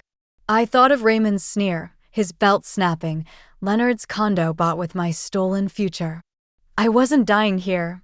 I raised the gun, aiming through the rear window, my hands shaking but resolute. "Don't," Clara snapped. "You'll give us away." She swerved onto a dirt path, the car bouncing, branches scraping the sides. The SUV followed, relentless. A gunshot cracked, shattering our taillight, and I ducked, glass spraying my hair. "They're not cops," I said, my voice steady despite the fear. "Cops don't shoot like that." Clara didn't answer, her focus on the road. The path narrowed, the forest closing in, and I saw a flicker of light ahead, a truck stop, neon signs glowing faintly. "That's it," Clara said. "Hold on." She skidded into the lot, parking behind a semi-truck. Men loitered near a diner, their faces shadowed, cigarettes glowing. Clara climbed out, limping, and motioned for me to follow. I tucked the gun into my robe, the journal and drive hidden, and stepped into the cold, my ankle buckling. The SUV screeched into the lot, men spilling out, guns drawn. "Move," Clara hissed, pulling me toward a man in a leather jacket, his eyes scanning the lot. "You Margaret's people?" she asked, her voice low. He nodded, his gaze flicking to me. "The air?" he asked, his accent thick, maybe French. I nodded, my heart racing. He gestured to a van, its side marked with a fake delivery logo. "Get in." I hesitated, Margaret's warning screaming in my head. Another stranger, another risk. But the SUV's men were closing in, their boots crunching gravel. I climbed into the van, Clara beside me, the man slamming the door. The driver, a woman with gray hair and hard eyes, didn't look back. "Papers?" she asked. Clara handed over forged IDs, my face on one, a new name, Ellen Harper. At 63, I was becoming someone else. The van rumbled, hidden in a convoy of trucks as we approached the border. The SUV's men searched the lot, their flashlights sweeping, but we slipped through, the border guards waving us past. Montreal's lights loomed, a temporary haven. The driver spoke, her voice low. Margaret's safe house is downtown. But Evelyn, the drive's a curse.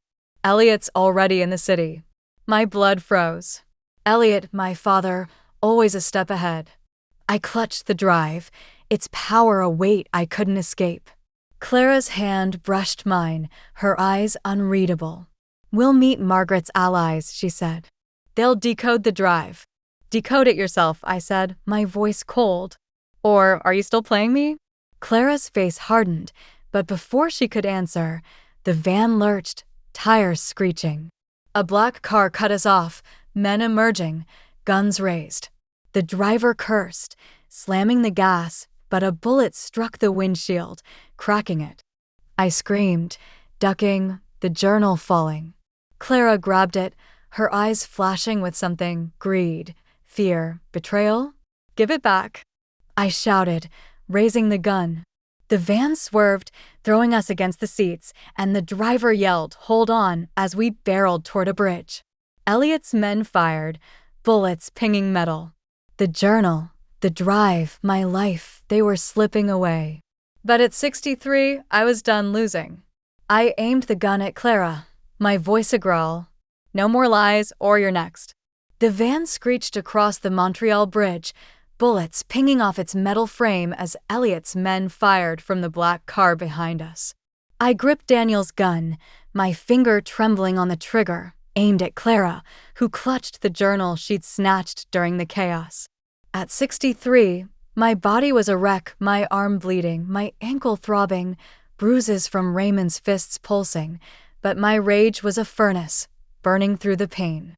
The USB drive, Margaret's digital ledger, was safe in my robe, tied to my biometrics, but the journal, with its secrets of Leonard's $500,000 debt, Raymond's gambling, and Elliot's empire, was my map to survival. Clara's eyes met mine, her face pale, blood seeping from her leg.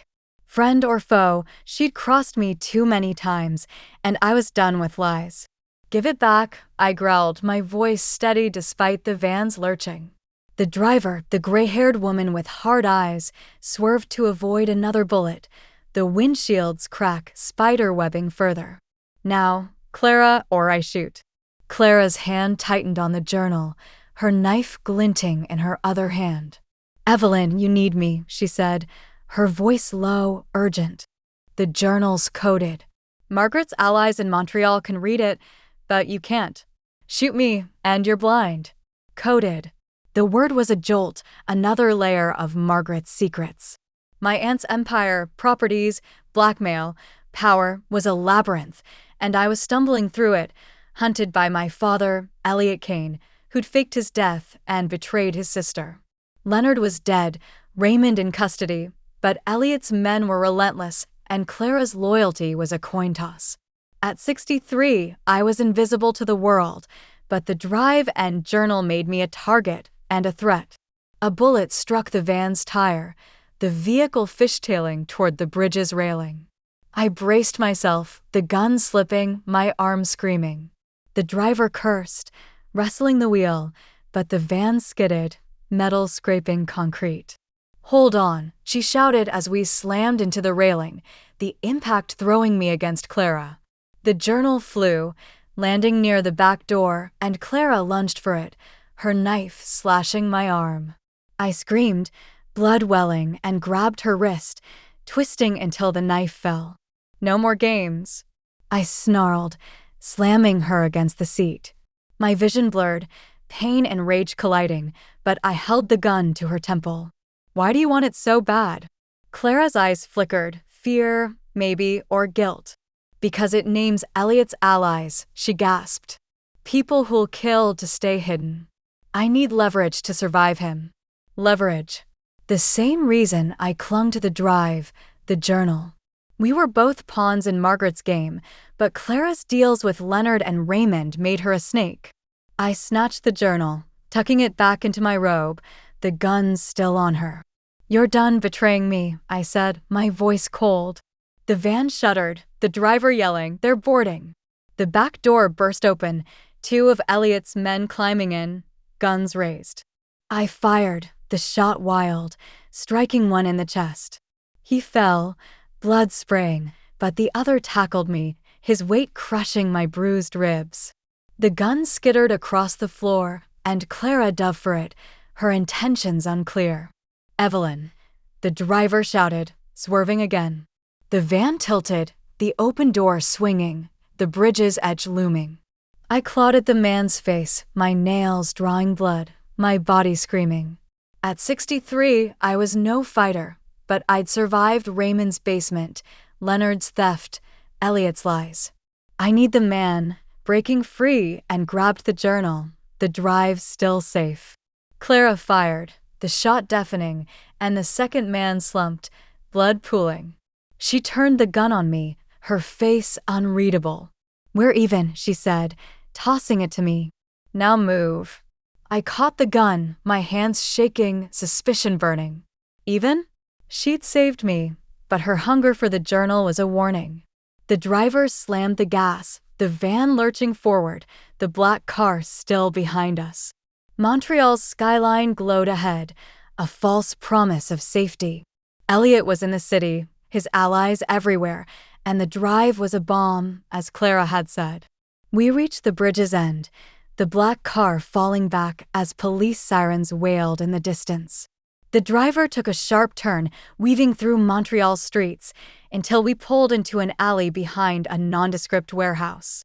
"Safe house," she said, cutting the engine. "Get out." I climbed out, my arm bleeding, my ankle barely holding, the gun, journal, and drive my only anchors. Clara followed, limping, her eyes on the journal. The driver led us to a steel door, knocking in a pattern. It opened, revealing a man in his 50s, his face scarred, his eyes sharp. "The heir?" he asked, looking at me. I nodded, my heart pounding.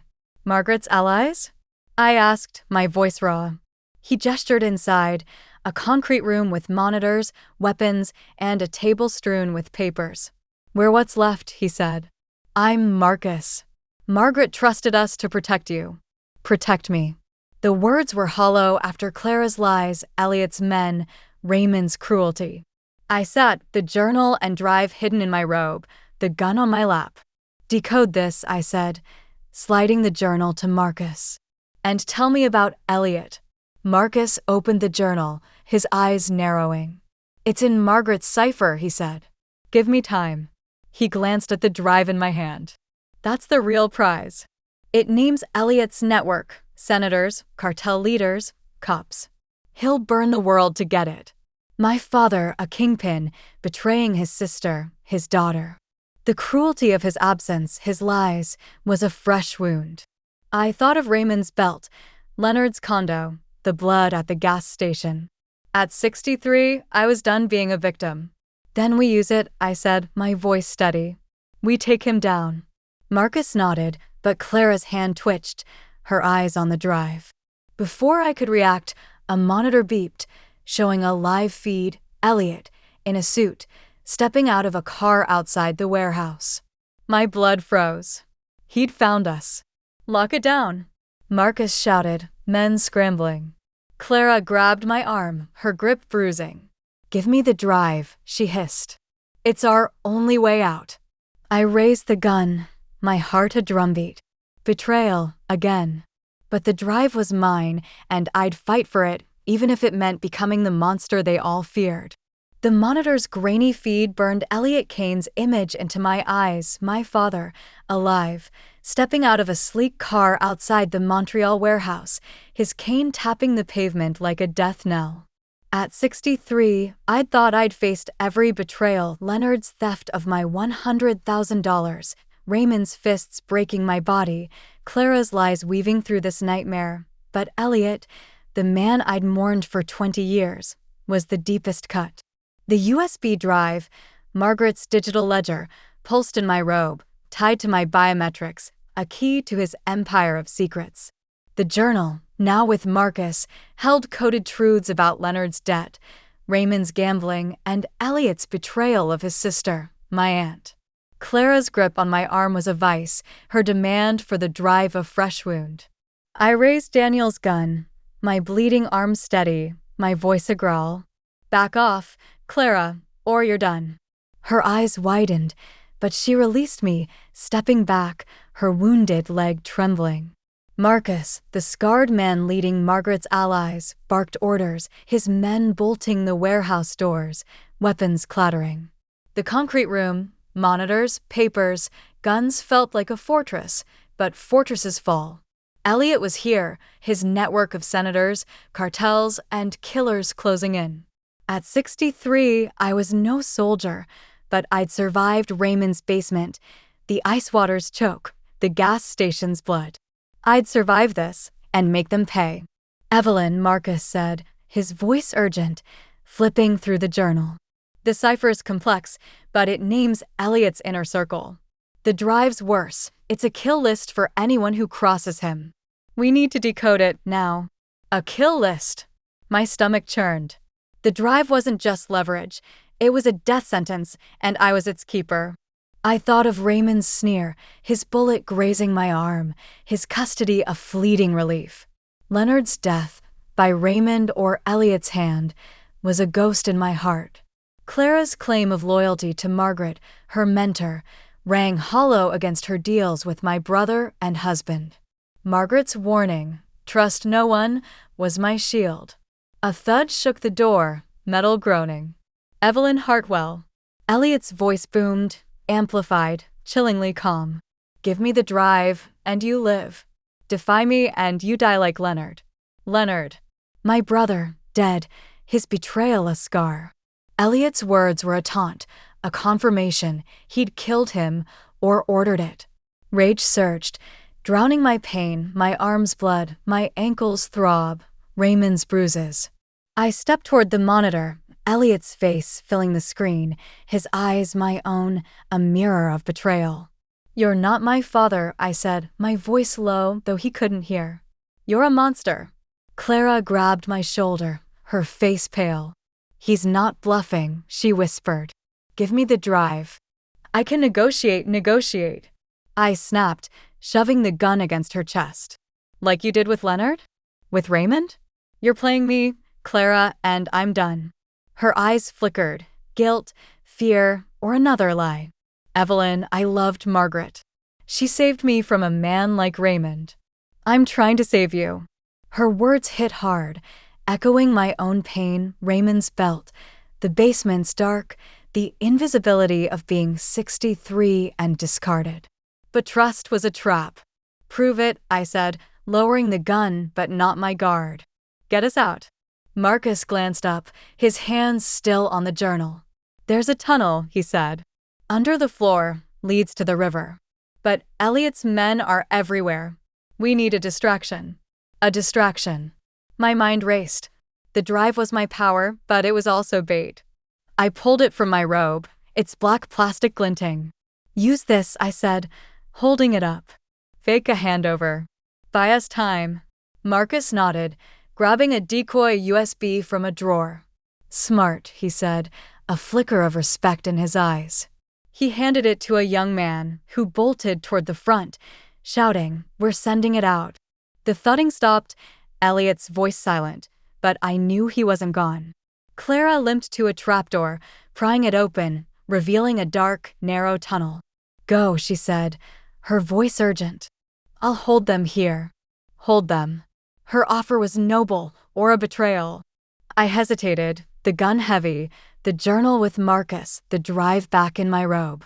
A gunshot cracked outside, the young man's scream echoing. The decoy hadn't worked. No, Marcus shouted, shoving me toward the tunnel. I climbed down, my ankle screaming, Clara and Marcus following, the trapdoor slamming shut. The tunnel was damp, its walls pressing in, the air thick with mold. My flashlight beam shook, my arms blood dripping, my heart pounding. Elliot's voice haunted me, Leonard's death, my own promised. I thought of Raymond's custody, a fleeting victory, but Elliot was the real threat, his empire built on my aunt's blood. At 63, I was no runner, but the drive was my weapon, my chance to burn his world down. Footsteps echoed behind us, fast, heavy. "They're in," a man yelled, Elliot's men breaching the warehouse. A gunshot rang out, and Marcus grunted, blood spraying his shoulder. "Keep going," he gasped, firing back, his face grim.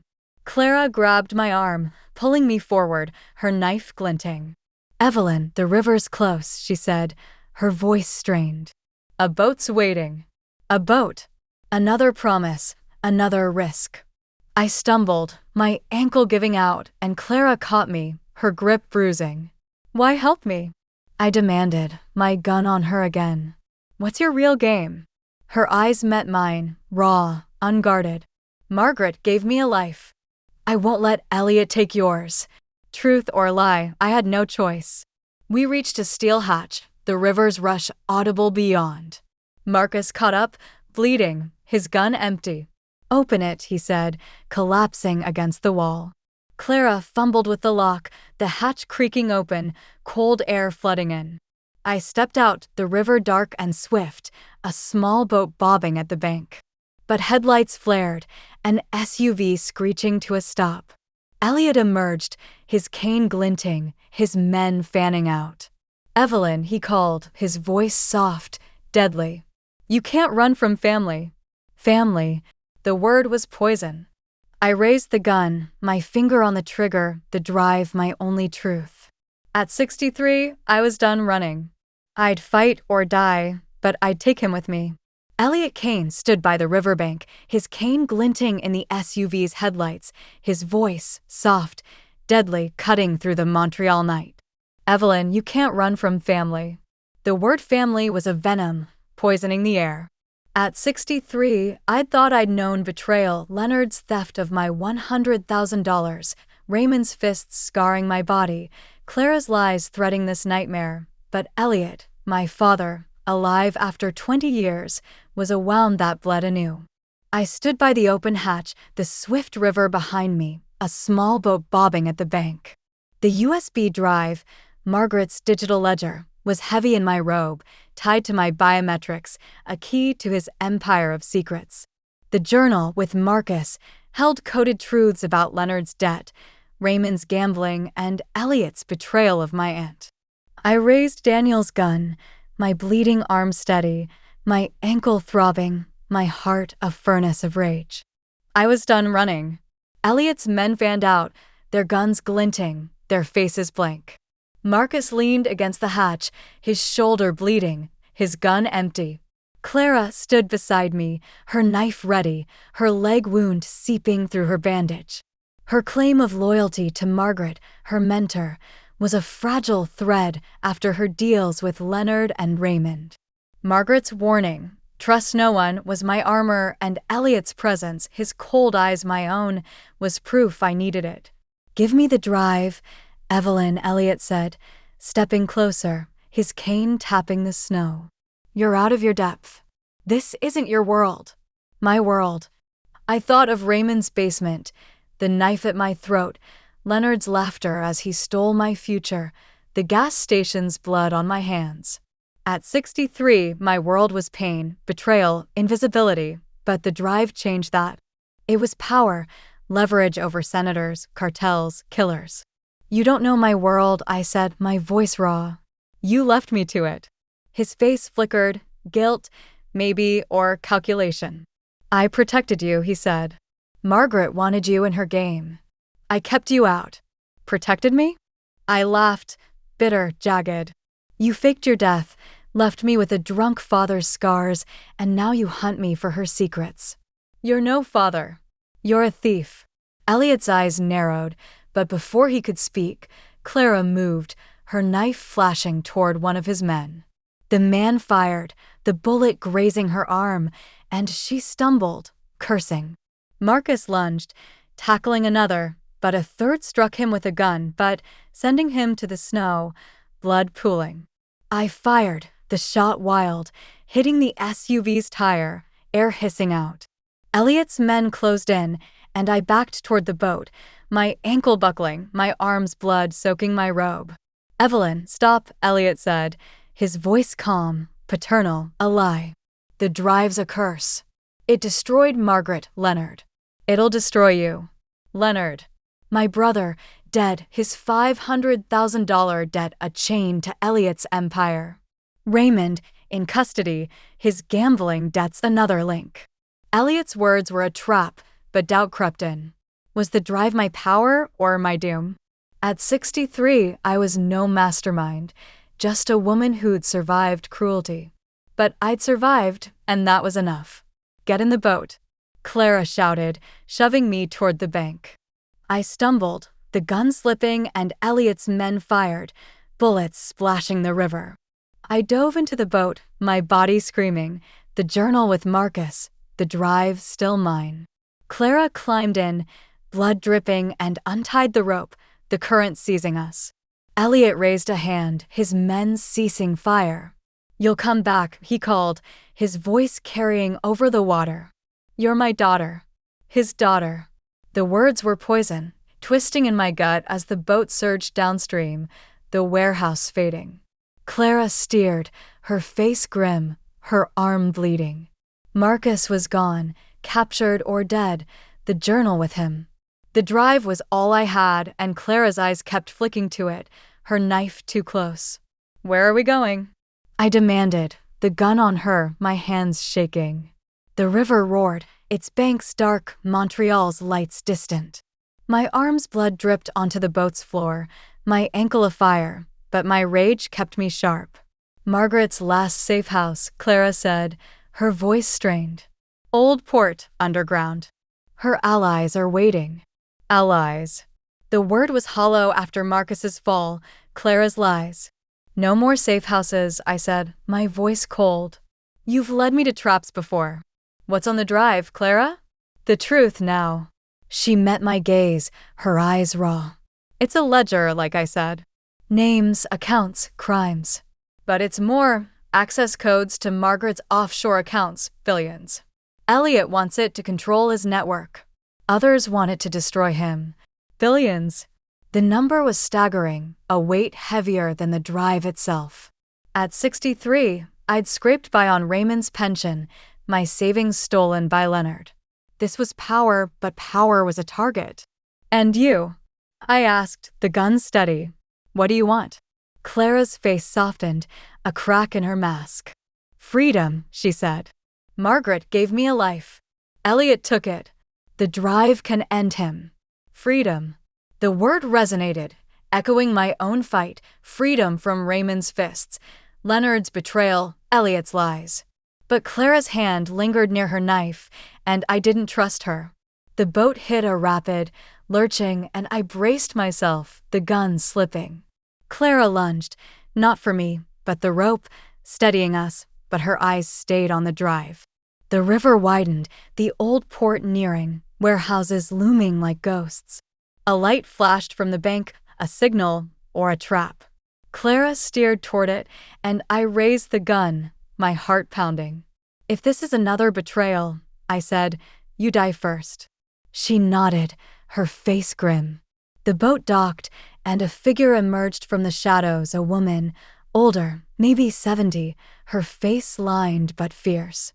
"Evelyn Hartwell," she asked, her voice steady. "I'm Diane, Margaret's partner." Partner. Another twist, another secret. I stepped onto the bank, the gun on Clara, the drive my only truth. Elliot was out there, his men closing in, and Diane's eyes held a promise, or a lie.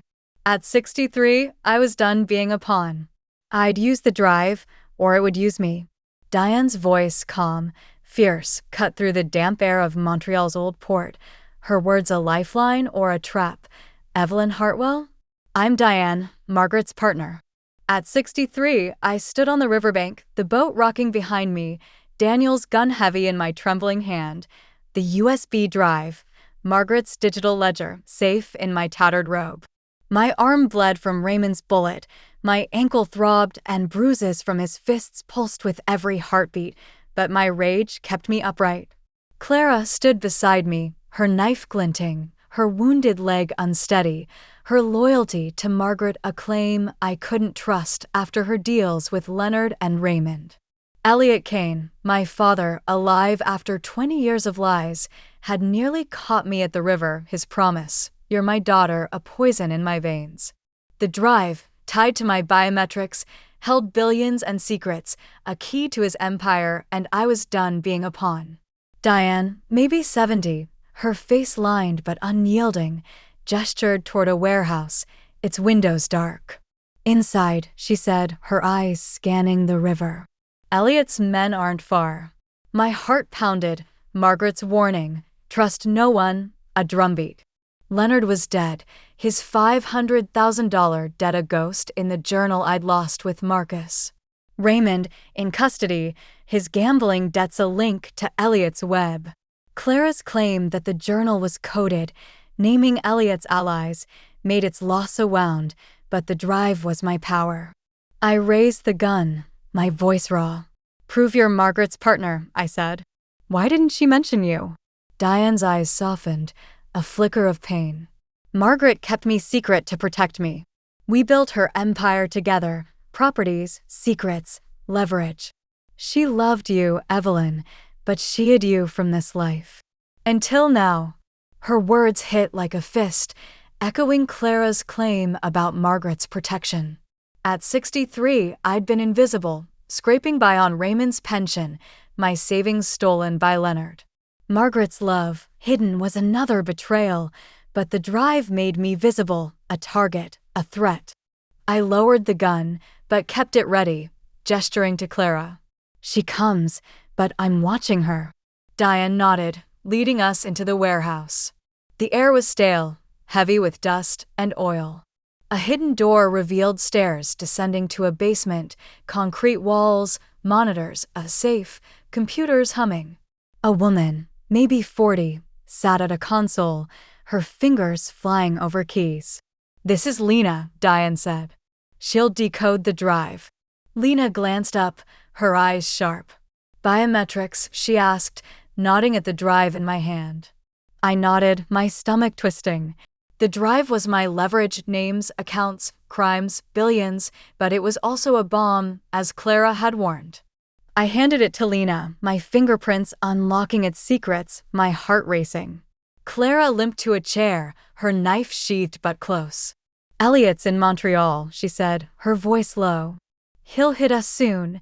Diane's face hardened. "We're ready," she said, gesturing to a rack of guns. "Margaret built this place for war." War. The word was surreal, but my life was war, Raymond's fists, Leonard's theft, Elliot's hunters. At 63, I was no soldier, but I'd shot a woman at the gas station, survived the river's wrath. I was changing, hardening, claiming power. "What's on the drive?" I asked Lena, my voice steady. "I need to know." Lena's screen flashed, data scrolling, names, numbers, files. "It's a ledger," she said. "Senators, CEOs, cartel bosses. Their payments to Margaret, their secrets, bribes, murders, trafficking. Access codes to offshore accounts, $3, $2 billion. And a kill list, Elliot's enemies, marked for death." A kill list. My blood chilled. The drive wasn't just power, it was a death sentence for anyone named, including me. I thought of Elliot's Kane, his cold eyes, his claim of protection. He'd killed Leonard, hunted Margaret's legacy, and now me. "Can we use it?" I asked, my voice raw. "To stop him?" Lena nodded, her fingers still moving. "We can leak it, bits, strategically. Cripple his network. But it's risky. His allies will retaliate." Risky. My life was risk, Raymond's knife, the ice water, Clara's lies. I glanced at her, her eyes on the screen, hungry. "What's your cut, Clara?" I asked, the gun in my lap. "You've played every side." Her face tightened, but she met my gaze. "I told you, freedom. Elliot owns people like Raymond owned you. The drive can break him." Her words resonated, my pain, Raymond's belt, the basement's dark, mirroring hers. But trust was a trap. Before I could speak, a monitor beeped. showing a live feed, 3 SUVs pulling up outside, men spilling out, guns drawn. Elliot, his cane gleaming, led them. "He's here," Diane said, her voice calm but lethal. She grabbed a rifle, her men arming up. "Lena, lock the drive. Evelyn, stay back. Stay back." At 63, I was no fighter, but I was done hiding. I stood, the gun ready, my arms blood dripping. "No," I said. "This is my fight." A blast shook the warehouse, dust raining from the ceiling. Elliot's men were breaching, their boots echoing above. Diane led her team upstairs, gunfire erupting, screams following. Lena typed furiously, encrypting the drive, her face pale. Clara stood, her knife out, her eyes on me. "Evelyn, we need to run," she said. "The drive's enough. Let Diane hold them." Run. I'd run from Raymond, from Leonard's lies, from Elliot's men. But the drive was my power, my revenge. I raised the gun, my voice cold. "We fight. Or you're no better than Elliot." Clara's eyes flickered, respect, maybe, or fear. She nodded, gripping her knife. The gunfire grew closer, Diane's men falling, blood seeping under the door. Lena yanked the drive from the computer, tossing it to me. "It's locked," she said. "Your prints only." I caught it, the weight heavy, my biometrics my curse and crown. A crash above signaled the door's fall, Elliot's voice booming. "Evelyn, it's over." My father, my hunter, was here. At 63, I was cornered, bleeding, betrayed, but the drive was mine. I'd use it or die trying. Elliot Kane's voice echoed through the Montreal warehouse's basement, a cold promise of defeat. "Evelyn, it's over." My father, alive after 20 years of lies, stood above, his men breaching the safe house, their gunfire mowing down Diane's team. At 63, I stood in the concrete bunker, Daniel's gun in my trembling hands, the USB drive, Margaret's digital ledger, clutched tight, its secrets locked to my biometrics. My arm bled from Raymond's bullet, my ankle screamed, and bruises from his fists throbbed, but my rage was afire, burning through the pain. Clara gripped her knife, her wounded leg unsteady, her loyalty to Margaret a fragile claim after her betrayals with Leonard and Raymond. Lena, the coder, crouched by the computer, her face pale, the drive's data, names, crimes, $3. $2 billion still fresh in my mind. Elliot wanted it to control his empire. I wanted it to destroy him. The door above splintered, boots stomping closer. Diane's screams had stopped, her blood seeping under the door. My heart pounded, Margaret's warning. Trust no one, a shield against Clara's hungry eyes, Lena's nervous glances. Leonard was dead, his $500,000 debt a ghost.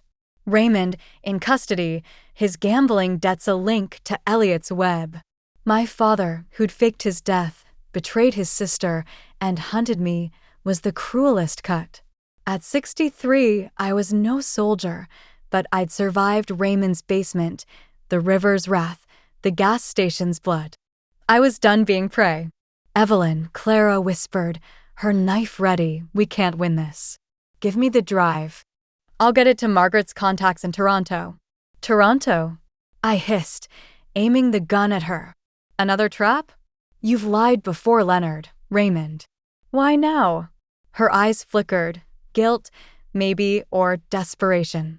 "Elliot owns Montreal," she said. "We stay, we die. I owe Margaret this. Oh, Margaret."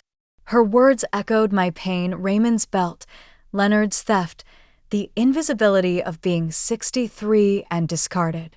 But trust was a blade.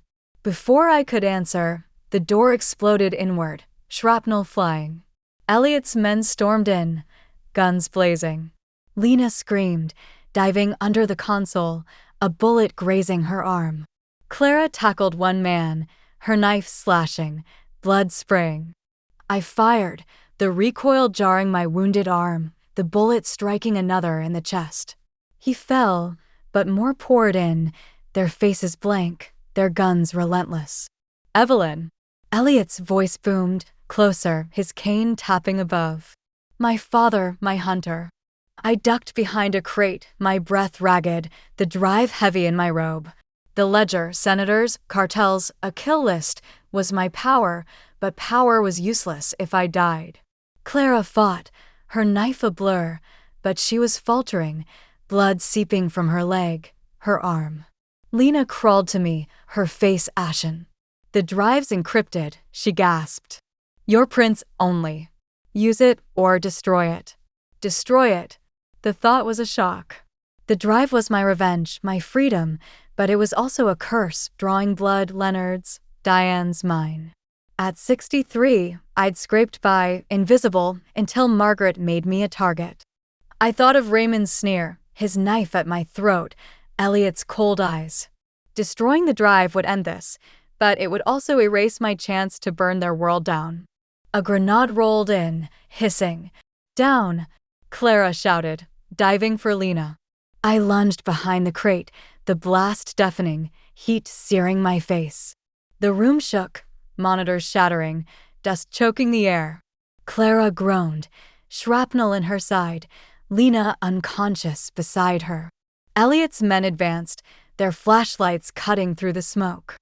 I raised the gun, my hands shaking, and fired, hitting one in the leg. He screamed, but another grabbed me, wrenching my arm, the gun falling. Enough, Elliot said, stepping into the room, his suit pristine, his cane a scepter. His eyes, my eyes, locked on mine, a twisted mirror. You're brave, Evelyn, but foolish. The drive now. My arm screamed, blood pooling, but I spat at his feet. You're no father, I said, my voice raw. You killed Leonard, betrayed Margaret.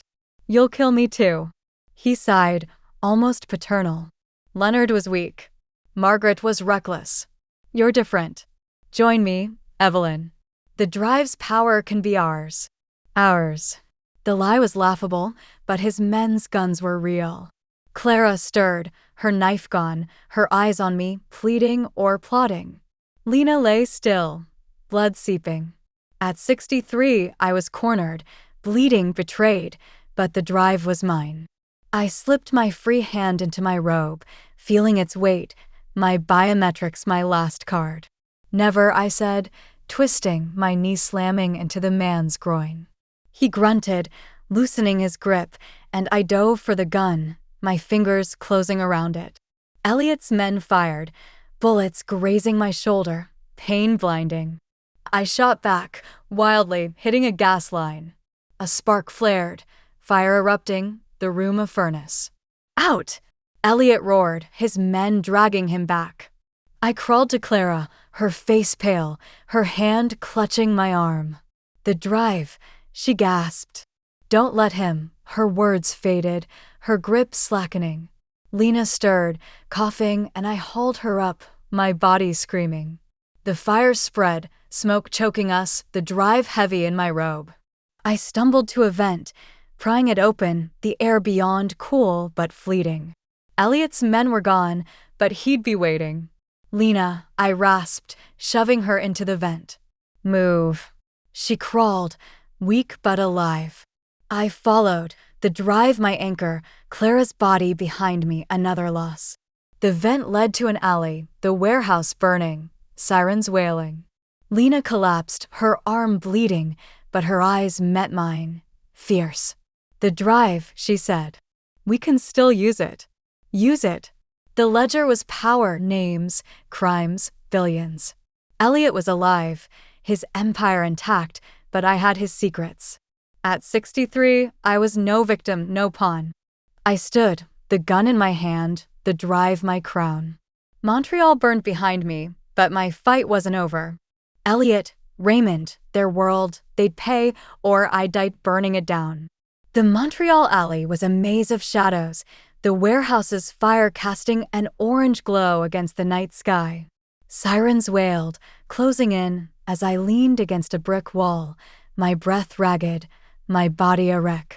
At 63, I was bleeding, my arm from Raymond's bullet, my shoulder grazed in the bunker, my ankle throbbing from the river escape, but the USB drive, Margaret's digital ledger was safe in my tattered robe, its secrets locked to my biometrics. Lena, the coder, slumped beside me, her arm bleeding, her face pale but fierce. Clara was dead, her body lost in the fire, her loyalty to Margaret unproven. Elliot Kane, my father, had escaped the blaze, his empire of senators, cartels, and killers still hunting me. The drive names, crimes, $3. $2 billion was my power, my revenge, but it was also a curse, drawing blood with every step. I gripped Daniel's gun, my rage a fire hotter than the one I'd fled. Lena, I rasped, my voice raw, can you still decode the drive? We need to use it now. She nodded, wincing, her hand clutching her wound. I need a computer, a secure line.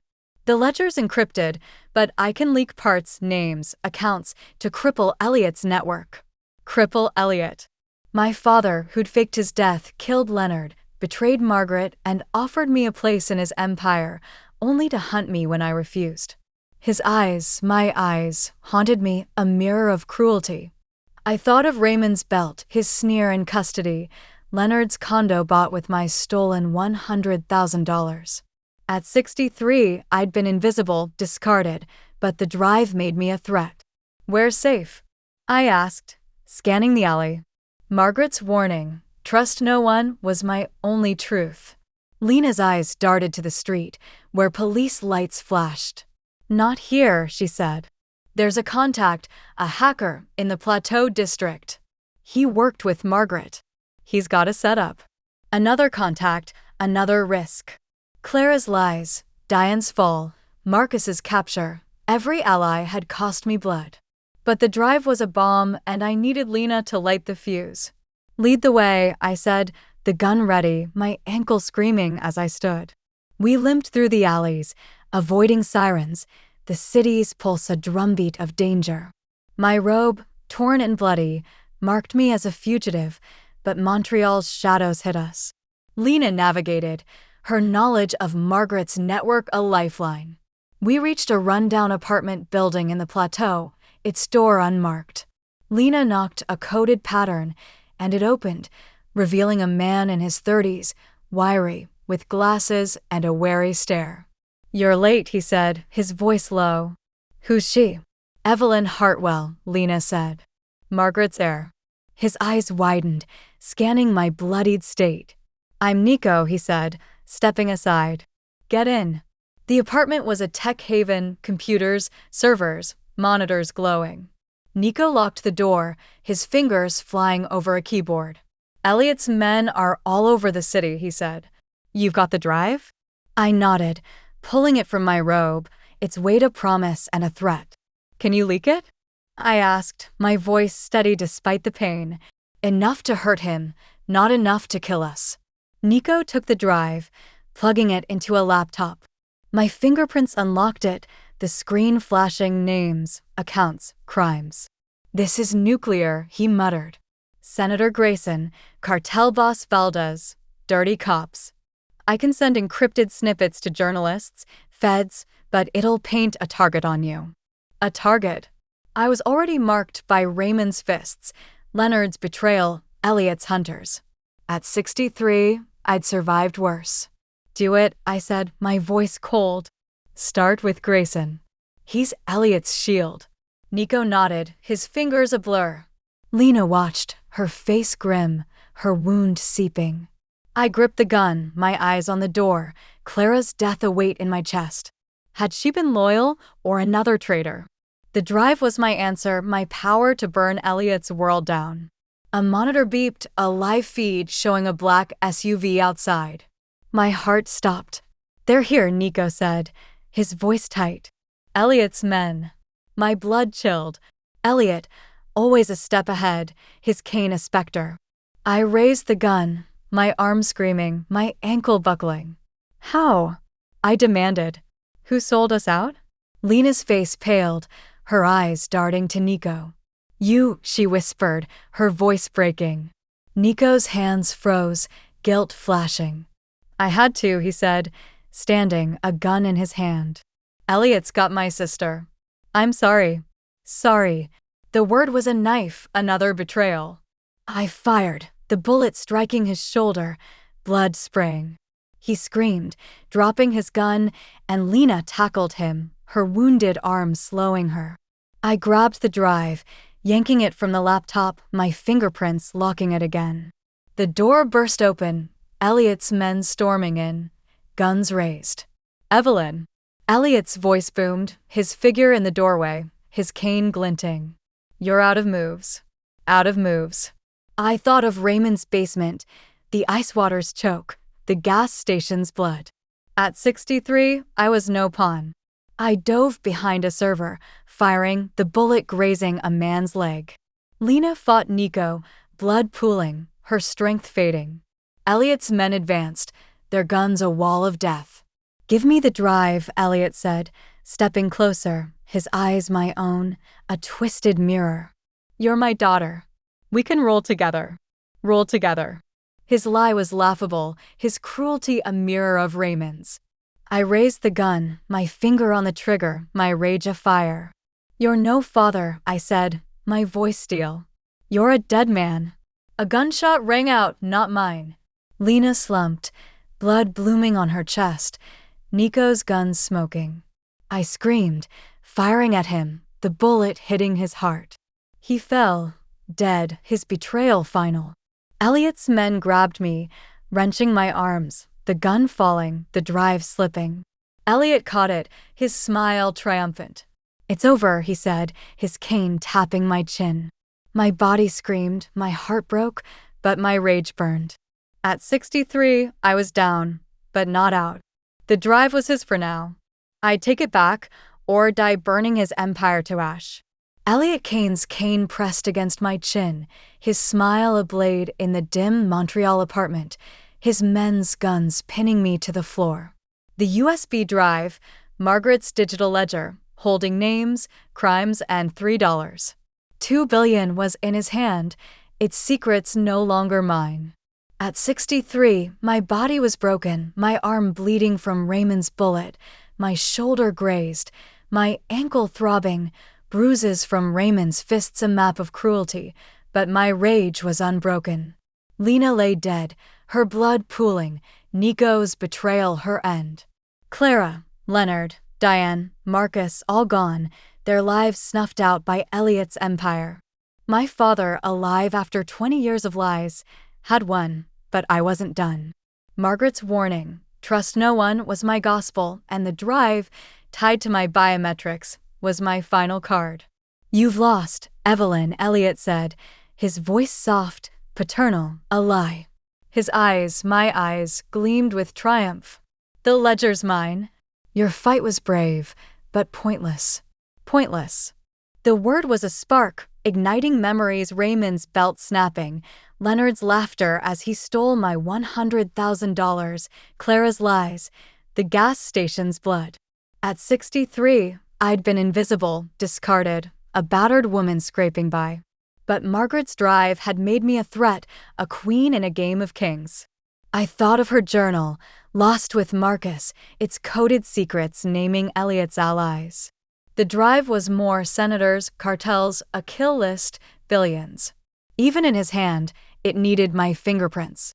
I wasn't finished. You need me, I said, my voice raw, blood dripping from my arm. The drive's locked. My biometrics. Kill me, and it's useless. Elliot's smile faltered, a crack in his armor. His men tightened their grip, my ribs screaming, but I held his gaze, my rage a shield. You're my daughter, he said, lowering the cane. Smart, like Margaret. Join me, Evelyn. We'll roll together. Roll together. His offer was poison, a mirror of Raymond's promises before his fists fell. I spat blood at his feet, my voice steel. You're no father. You killed Leonard, betrayed Margaret, hunted me. I'll die before I join you. His face hardened, but a crash outside broke the tension. Glass shattering, tires screeching. Sirens wailed, closer than before, and Elliot's men tensed, their guns swinging toward the door. Police, one muttered, his voice tight. My heart leapt. The fire at the warehouse, Nico's leak. Someone had followed the trail. Elliot's eyes narrowed, calculating. "You've caused enough trouble," he said, slipping the drive into his coat. "But you're right, I need you alive. For now." He nodded to his men, who dragged me to my feet, my ankle buckling, pain blinding. I clawed at them, my nails drawing blood, but they were stone, their guns cold against my skin. The door burst open, not police, but a woman, Diane, alive, her face bloodied, a rifle in her hands. "Let her go," she roared, firing, the bullet striking a man's chest. Chaos erupted. Elliot dove behind a server, his men returning fire. Diane ducked, her rifle blazing, and I twisted, kneeing my captor, breaking free. My body screamed, but I lunged for the floor, grabbing Nico's gun, its weight familiar. Diane fought, her ferocity a mirror of Margaret's, her partner's legacy fueling her. "Evelyn, the drive," she shouted, tossing me a flash grenade. I pulled the pin, throwing it, the blast blinding, deafening. Elliot's men screamed, disoriented, and I fired, the bullet hitting one in the leg. Diane tackled another, her knife flashing, blood spraying. I crawled to Elliot, my vision blurred, my rage afire. He stood, the drive in his hand, his cane raised like a weapon. "You're nothing," he snarled, swinging. I dodged, the cane grazing my cheek, and fired, the bullet striking his shoulder. He grunted, dropping the drive, blood blooming on his suit. I dove for it, my fingers closing around its plastic warmth, my biometrics my crown. Elliot lunged, his knife glinting, but Diane fired, the bullet hitting his chest. He staggered, his eyes, my eyes, wide, betrayed, then dull. My father fell, dead, his empire crumbling with him. The sirens were deafening now, police flooding the street. Diane grabbed my arm, her face grim. "We need to go," she said, pulling me toward a back exit. My body was failing, blood, pain, exhaustion, but the drive was mine, its secrets my power. We fled through the alleys, Diane's strength carrying me, the police closing in. She led me to a car hidden, its engine ready. "The drive," she said, her voice urgent. "We'll leak it carefully. Grayson, Valdez, the rest. They'll fall. Leak it." The ledger was a bomb, but I'd light the fuse. At 63, I'd been a victim, a ghost, but Margaret had made me a queen. Raymond, in custody, would face his crimes. Leonard's death, Elliot's fall they'd paid. I climbed into the car, the drive heavy, my heart lighter. Diane drove, Montreal fading, a new fight ahead.